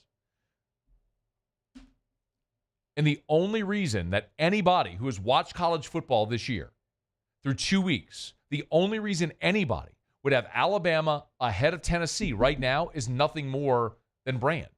It's the uniform. You're just gifting them that spot based on what has happened in the past, not what's happened this year. And this isn't Bama is burning. I'm not playing the music. I'm not doing all this stuff. It's just they just happen to be the team I'm talking about here, because I just watched a game where Alabama was miserable at home for 3 quarters.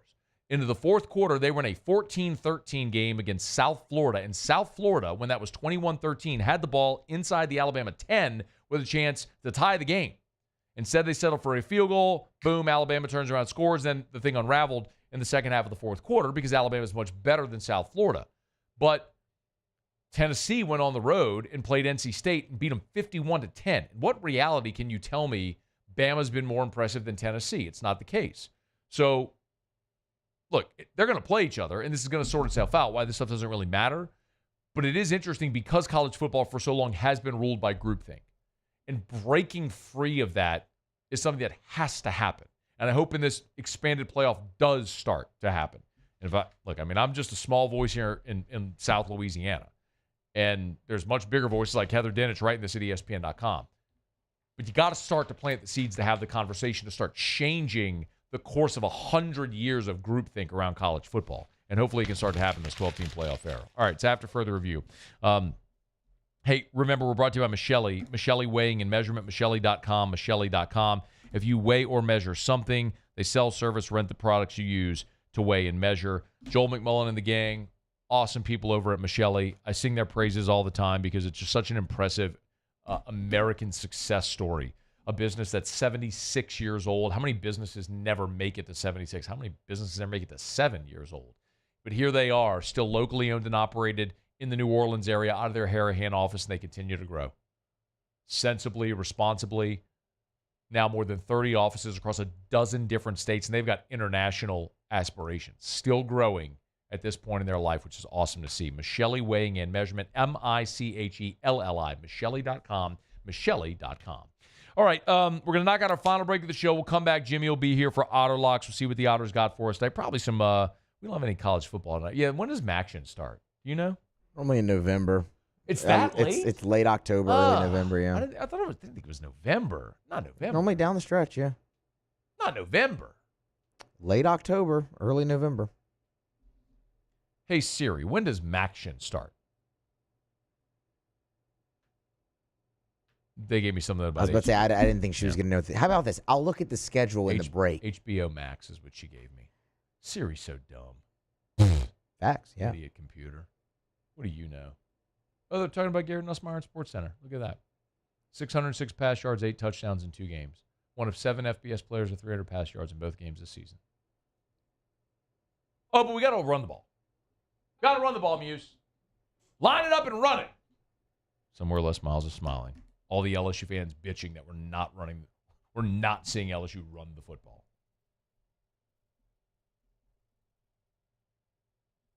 All right, it's AFR. After further review.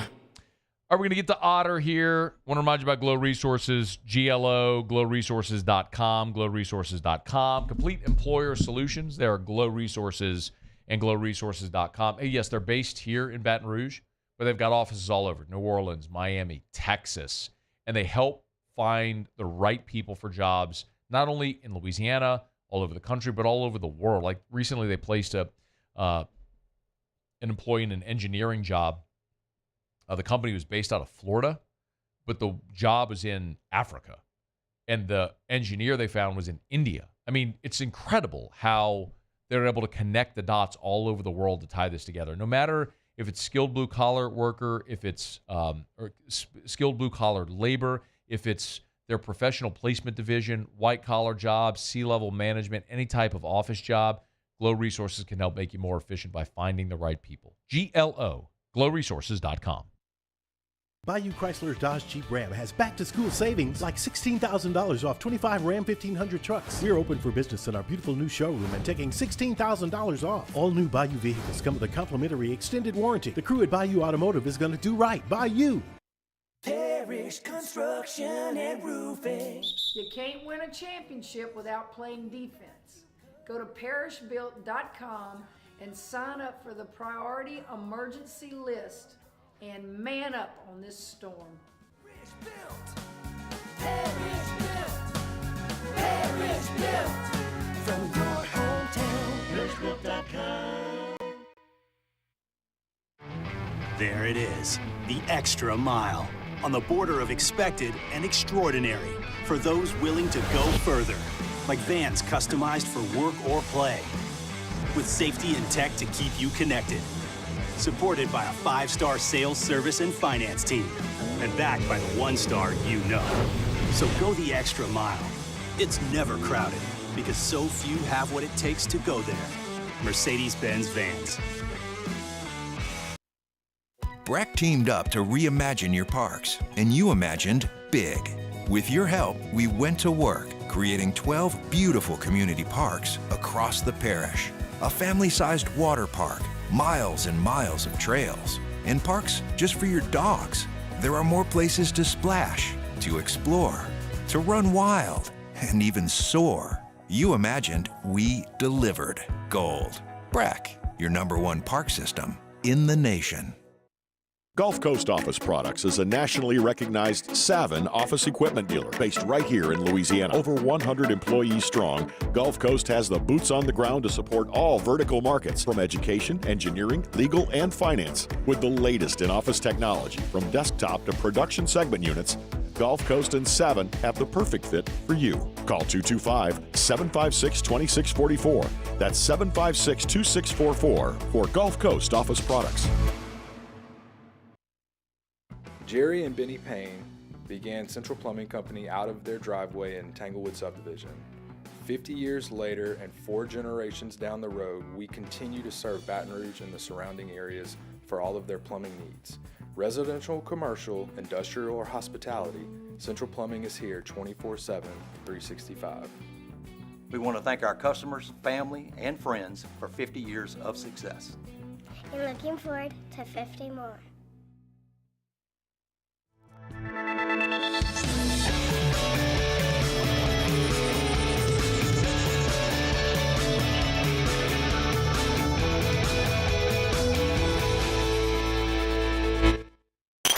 After further review, powered by Sunshine, your hometown John Deere dealer in Louisiana.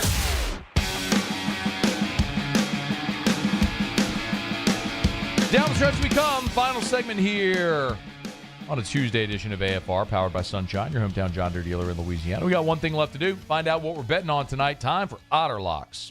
Otter Locks. All right, time to win some money. Presented by Lofton Staffing Services. At Lofton, we put people to work. Call us today at 924-0200 or go to lofton.jobs. I think it's safe to say that I won the bet. Otter, how are you? What's up, Matt? How you doing, buddy? Good, man. A great weekend for Jimmy Ott's football Sunday.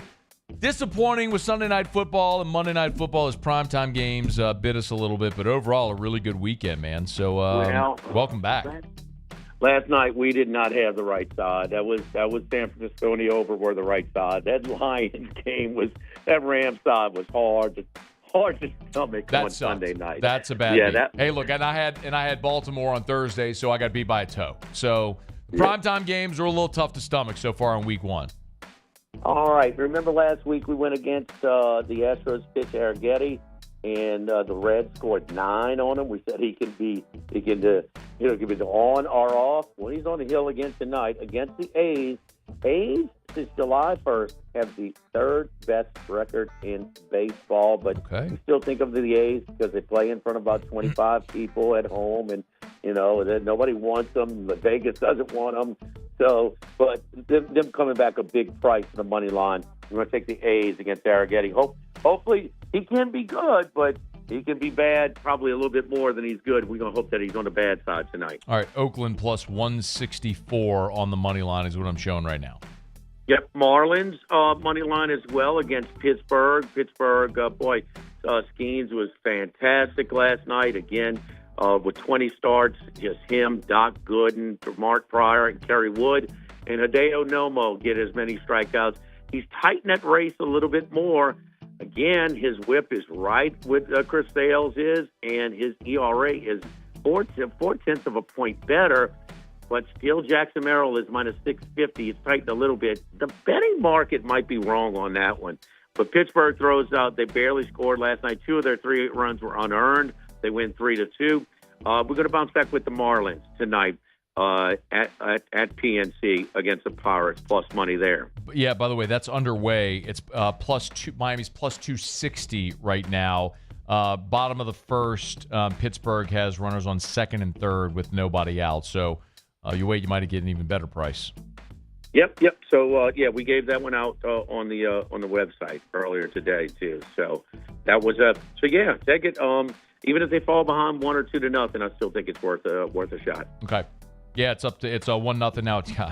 It's with 10 seconds get you. I locked in at 260. It's plus 370 right now. It's 1-0. Anyway, all right. All right. So Oakland on the money line, Miami on the money line. Anything else?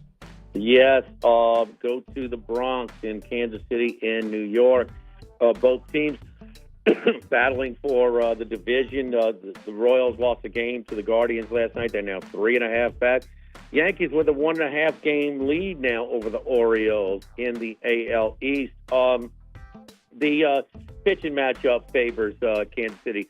We've ridden this guy. That's Lugo. Centenary's, pride and joy. He's had a hell of a year. We're going with him on the money line against Marcus Stroman. And then later tonight, Matt, we got one more, and it is Seattle money line fading the pitcher against the Mariners there. So 4 picks, all money line. KC and Seattle. So Oakland, Miami, Kansas City, Seattle, 4 money line plays on the diamond tonight. Where are you tomorrow, Otter? We're at the original walk-ons. They will be open tomorrow for 11 to 1 for. Thanks, Otter. We'll see you tomorrow.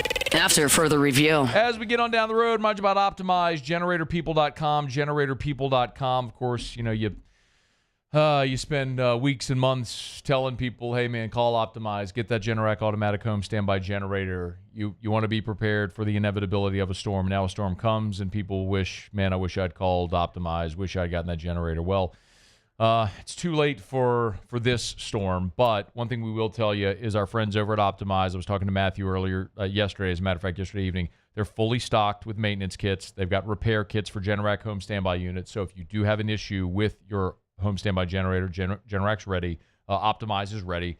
They'll be standing by, ready to respond to customers as soon as the storm passes. Man, they've been busy the last couple of days. They've been installing up to 10 per day here over these last couple of days, trying to get people set up. But stay up to date on the Optimize Facebook page. They'll keep you up to date there. And if you do have an issue, GeneratorPeople.com, GeneratorPeople.com. Bayou Ford has the new inventory to get you in a new Ford truck or SUV today, or customize your next vehicle just the way you want it. All new Bayou Ford vehicles come with a 1 million mile powertrain warranty. The crew at Bayou Ford is going to do right by you. Gulf Coast Bank and Trust is giving our customers the power to bank anywhere, anytime during this challenging event. And we're right there with you. Our mobile banking app is a smart way to manage your money and time. Gulf Coast Bank and Trust, the bank that cares about you.